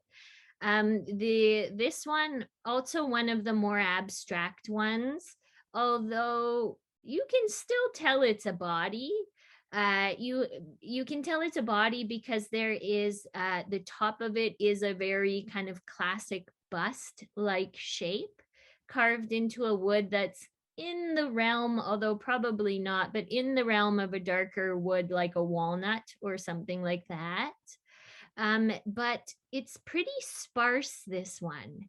You have the bust, which is clean and simple, and then it gets cut off at that area where the armpits would be. There are no appendages for arms. nothing that looks like an arm, nothing that replaces an arm. And instead, right from the center of the collarbone, you have a piece of metal that goes down the center and creates the torso.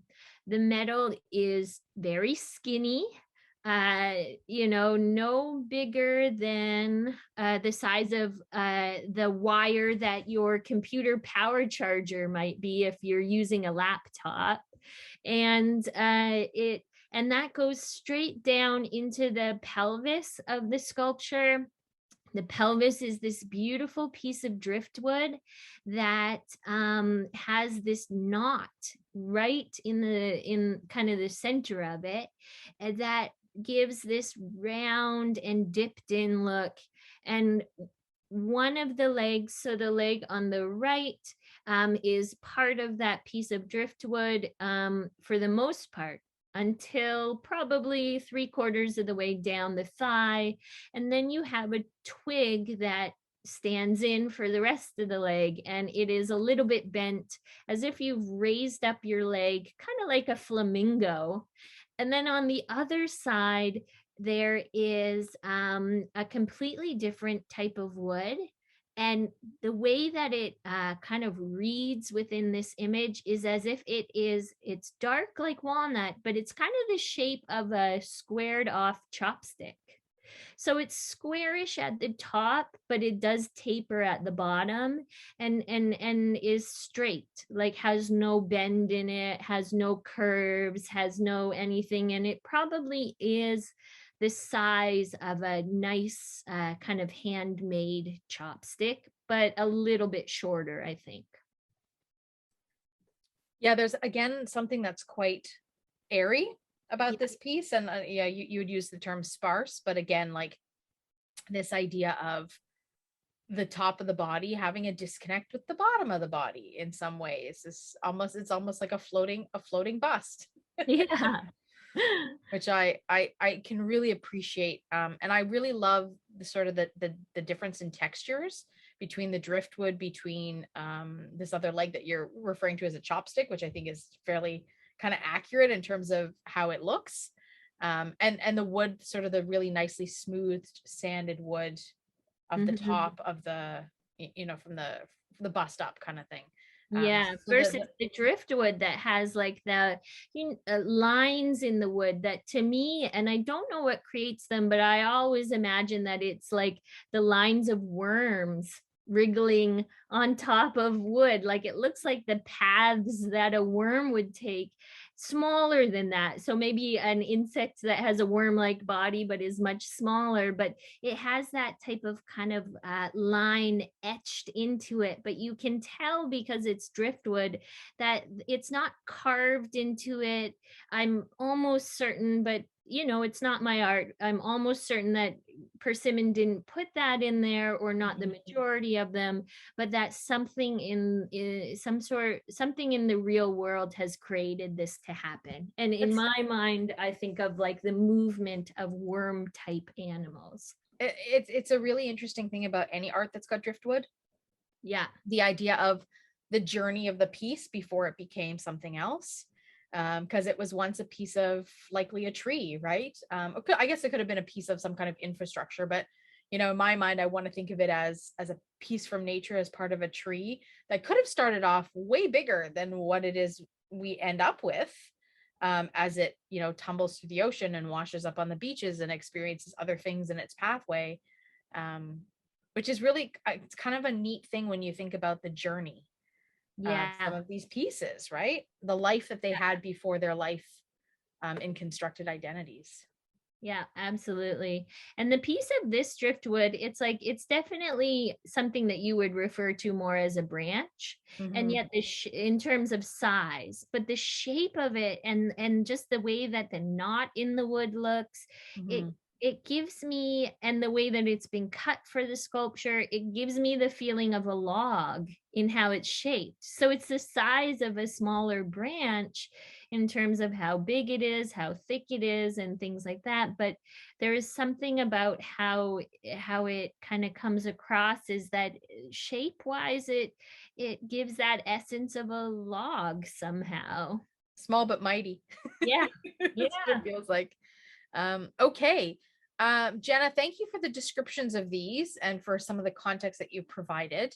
I'm going to give our audience an opportunity to ask some questions. This is your time, friends, to ask questions of Jenna. So Rick, you can take down the photo now. I would invite you to use the raise your hand function if that is accessible for you to do so. Just makes it a little bit cleaner. But I have a ton of questions for Jenna, but I want to allow folks in the space to ask questions as well. But while we're waiting for some hands, I'm going to just dive right in there, Jenna. So one of the things that strikes me, again, we've talked about this a little bit with Persimmon's work, is this idea of found materials. And I wonder if you have any context around how long it takes to scavenge this kind of stuff. Like, how long maybe Persimmon had worked on this particular exhibit before it was in the gallery space. For Persimmon, my understanding is that scavenging is like a lifelong thing. Yeah. That it is so deeply woven into her practice that because there are other, she's still making these sculptures. It first exhibited, or the first time I saw it exhibited, was in Toronto at Tangled Disability at the gallery in Toronto. But in this show, there were new pieces or pieces that weren't shown. So it's like and you can see former sculptural work of Persimmon's that is these found materials. And also, so Kate's with us, who is my most fabulous and wonderful colleague. I absolutely love Kate. And always has a lot of very helpful tips and pointers to add. So one thing that she mentioned to me as we were talking, which I wasn't able to see until now, is that his bone sculpture, the bones actually came from Jeff McMurtry. I'm so curious about that. Yeah, so when Jeff McMurtry, for those of you who don't know, is the founding founding member and the founding artistic director of Kickstart. And we did a virtual tour of Jeff McMurtry's work.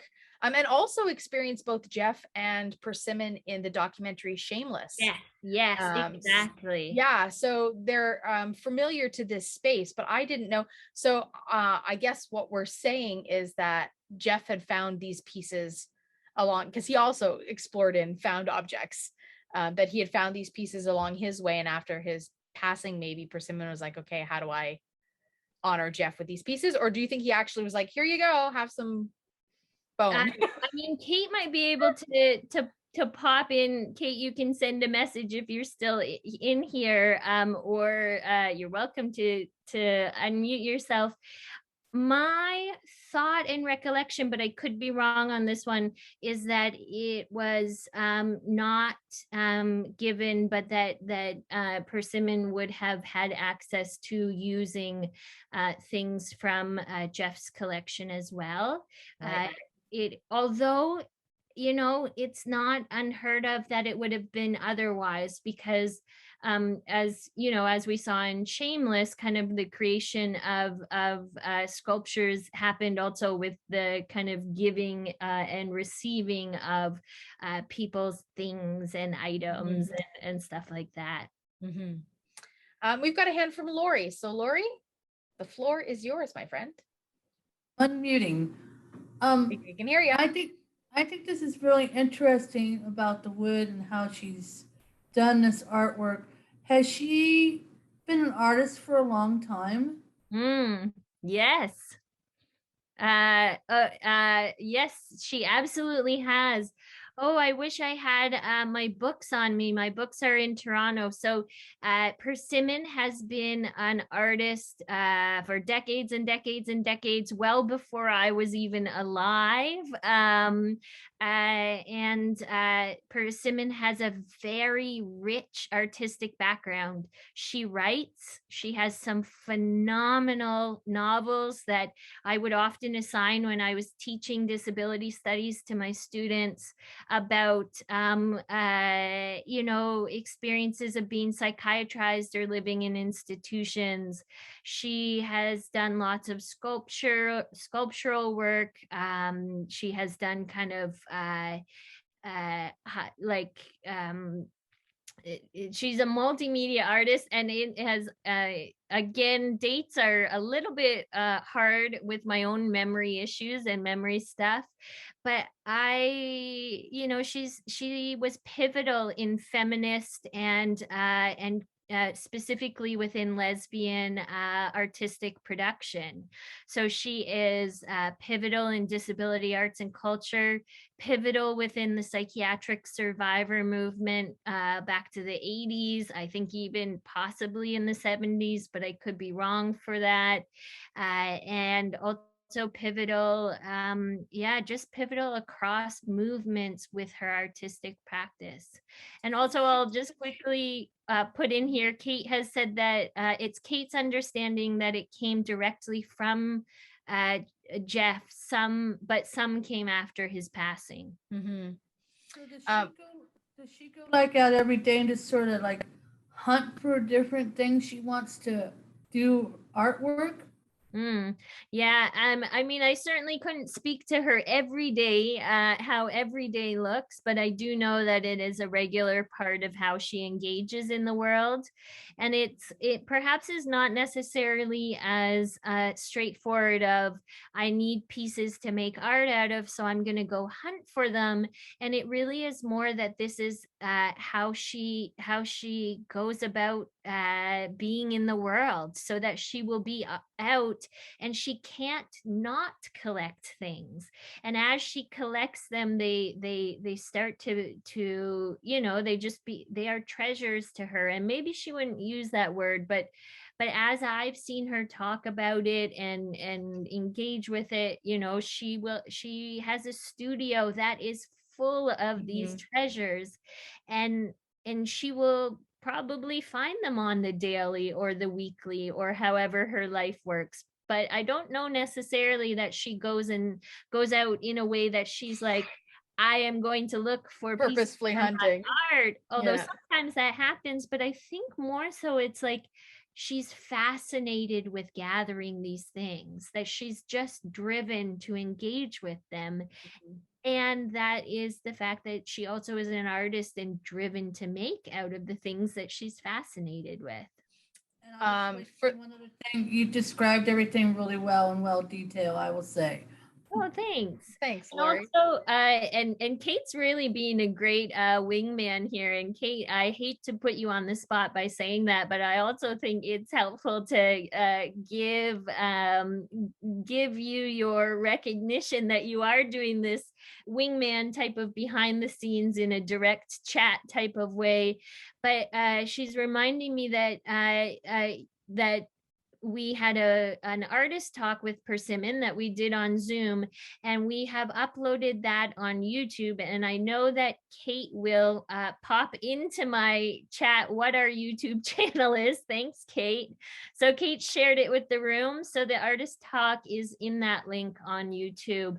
And so you will be able to hear, if you do go over there and listen to it, the way that she really just has this mind and way of her that is always about exploration and creation and wonder and just it's a beautiful way of finding and engaging with these treasures.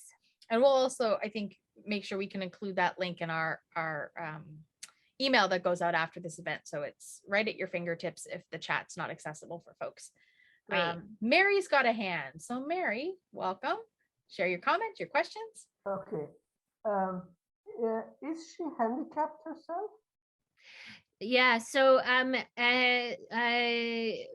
Persimmon identifies as, well, I mean, I don't want to use exact language for exactly how she identifies, but I've always known Persimmon as a psychiatric survivor, although she does specifically speak to and write about her experience of having a learning disability and how that impacts kind of her life and her work. So that would be within in the realm of invisible disabilities and or things connected within the psychiatric system. She's talked a lot too about it was either in Shameless, or actually I had the opportunity to interview Persimmon in art for the AMI documentary Art Form, and had talked a lot about being beaten as a child because of her learning disability, that her father had often hit her because she wasn't quick enough or didn't think fast enough on her feet. So comes from a background of many intersections, we'll say. And I think a lot of her work speaks to, as many artists, speaks to her lived experience. But also in a way that is so nuanced, right? So Yeah. she speaks to her lived experience. She centers her identities in the work that she does. She did revolutionary work at times, kind of pushing boundaries around sexuality and, both in terms of being a lesbian, but also kind of the feminist kind of wars around sex and sexuality at the time. And she centers that in her work, but not in a way where you're like looking or gawking inwards at her experience. Mhm. And instead, like we see in these sculptures, it's encouraging you to think differently or to pause or just to question your assumptions about stuff. I have another question. Go ahead, Mary. Yeah. In terms of her art, is she doing only human beings? I mean, bodies? From In sculpture. Yeah, from my recollection, and I don't know every single piece she's ever done because she does have such a vast body of work. And like I said, not all of her art is sculptural work, so she writes and things like that. But in much of the work that I can think of within this realm of series, like the constructed identities, but even well beyond that, I'm thinking of the sculptures that are in the still sane, like the images that come in the still sane. Those were all referential of bodies and human bodies particularly. I noticed that all her sculptures are looking up front, forwards. And I also noticed that her heads, neck, and shoulders are almost of the same shape and size. And I think that she works, and then she files them down or whatever she does. Yeah, I think that's that these are not only found objects. Yeah. Oh yeah, they're. But then she shapes them to her needs because That's right. they repeat. The head repeats. Absolutely. So there are very large parts of the sculpture that are specifically carved. So when I discussed kind of the orange wood or the lighter yellow shaded wood, those were not necessarily found. Those were pieces that would have been sculpted to look the way that she wanted to look.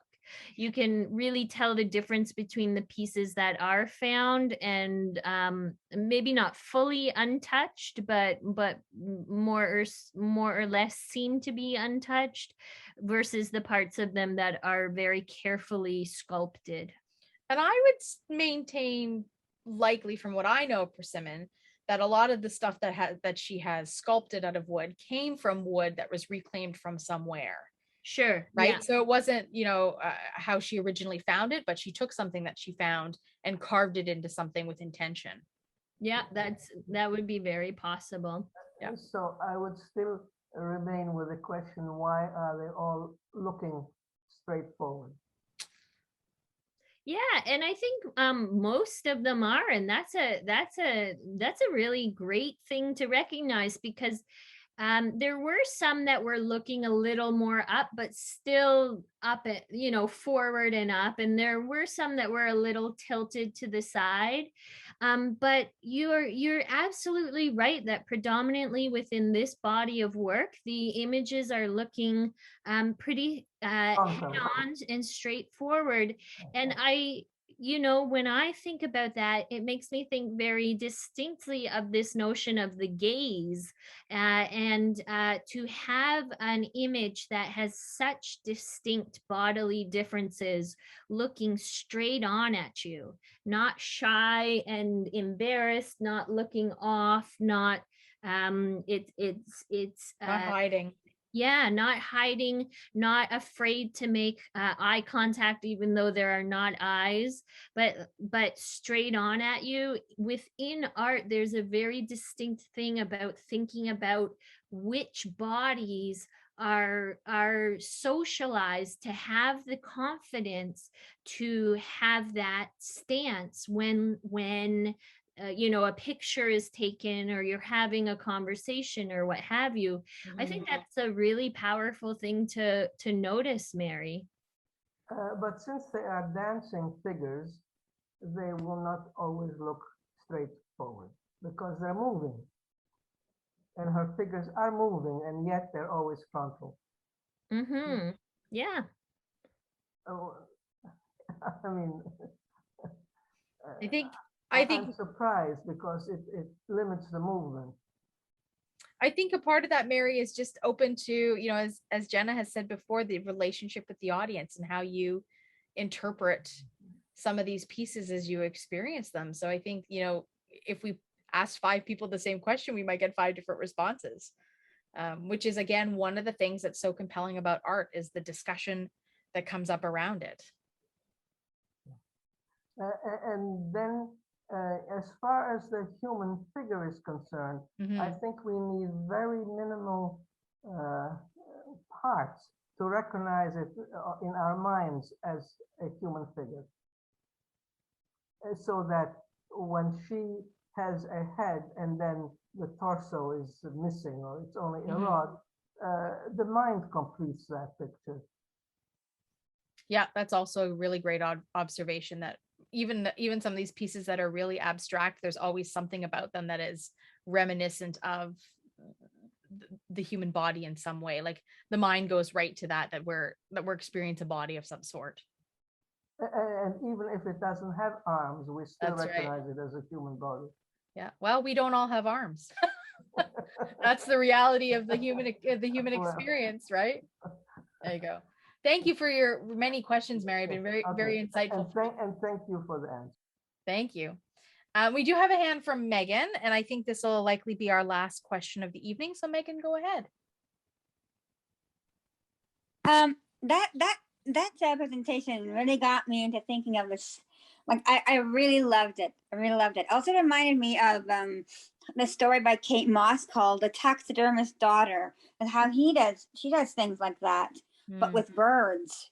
Mm-hmm. And it's a murder mystery. It's by Kate Moss. I would definitely recommend it. Very cool, Megan. If you're interested in murder mysteries, but also wanting to check out murder mysteries specifically from psychiatric survivor community, you could look into Pat Capone, who wrote a lot about experiences of being a psychiatric survivor in Parkdale, which is a specific area in Toronto that psychiatric survivors were kind of left to, in the sense that it was very close to the major mental health facility, but where all of the rooming houses were when people were deinstitutionalized. And Pat wrote some pretty phenomenal books, and one of them for sure was a murder mystery. So you should definitely check that out. I will. Thank you so much. Can you spell that name for us, Pat? Oh yeah. That will be tricky because Thank you. Thanks, Megan. P-A-T, and then I will give you two spellings that you will need to double check. It is either Capponi, or I'm not sure if there's two N's and possibly one P. So the last it's a mystery to find a murder mystery. I in fact can actually, I'm sure I can get this up as we are talking. Pat Capponi. Yep, two P's and one N. So Apponi. Yes. Awesome. I hope it's available in an audiobook format because it sounds like a fascinating read, but oh yeah, I hope a little so. digging. They are certainly very old. And so I would check into if libraries also would have the capacity to kind of find and create accessible versions of them. Jenna, it's been fascinating having you in the space with us. I'm sad that Persimmon wasn't able to join us, but really happy that you were able to provide some context, some great description around your experience of constructed identities. But before we let you disappear for the night, we have a draw. Are you willing to play the game with us, Jenna? Always. All right. So that's Donna's cue. I'm sure she's popping in any. There's Donna. I'm going to leave Donna and Jenna together to conduct our prize draw. So all right, here I am. I've got the names. I'm shaking them up, and you can say whatever word you want. Pineapple. Pineapple. Okay. Oh, and it's not just because she asked a question. Mary. Oh, Mary, that's awesome. So Mary is the winner of our prize draw tonight. So Mary, what we'll do is we'll connect with you offline and get you your prize, because our prizes often are dependent on geographical areas. So if you're not living in Canada, for example, we won't send you a Tim Hortons gift card because that won't be useful for you. So we'll connect with you offline, Mary, and get you your prize. So congratulations. Again, yeah, awesome. Thanks for joining us. Thank you so much, Jenna, for joining us in the space. You're welcome back anytime. Before I let you go, I just wanted to know if you had anything to plug from Kickstart. If folks want to, figure out if there's any arts things that they want to get involved in. Thanks, Megan. All right. Have a good night. Good night. Thank you so much. Bye. Well, it's been a pleasure being here. And Kickstart, we have a current online exhibition, but in conjunction with the exhibition, we're planning some workshops. So we have a workshop happening this weekend around zine making. So those are like little magazines with collage styles. We have another workshop that teaches you how to make abstract art, which is happening next. It is happening next Tuesday. Tuesday. Or Tuesday, yes, sorry. And then we also have a workshop happening the following Saturday, which helps you think about using your intuition within your art practice. And these are all done over Zoom? All over Zoom. And then we're wrapping up the entire exhibit with a big celebratory party on December 3rd. That will happen in the evening PST, so Pacific Standard Time, on Zoom. And for that big party, which is celebrating the closing of the exhibit, but also International Day of Persons with Disabilities, we have 2 spoken word artists who will be performing for us, and they are award-winning spoken word artists. And we also will have a DJ who will spin some tunes for us in the intermission. Awesome. So those things can be, we can send you the info for that, Amy, but that's coming up this Saturday, on next Tuesday, and then the following Saturday, and then December 3rd. Awesome. Well, we'll make sure that we circulate a link to the website so that folks can check out those opportunities, because I think that's fantastic. So thank you for offering that in this space. With that, Jenna, I'm going to wish you a wonderful evening. I thank you for joining us in this space, and get a little R&R.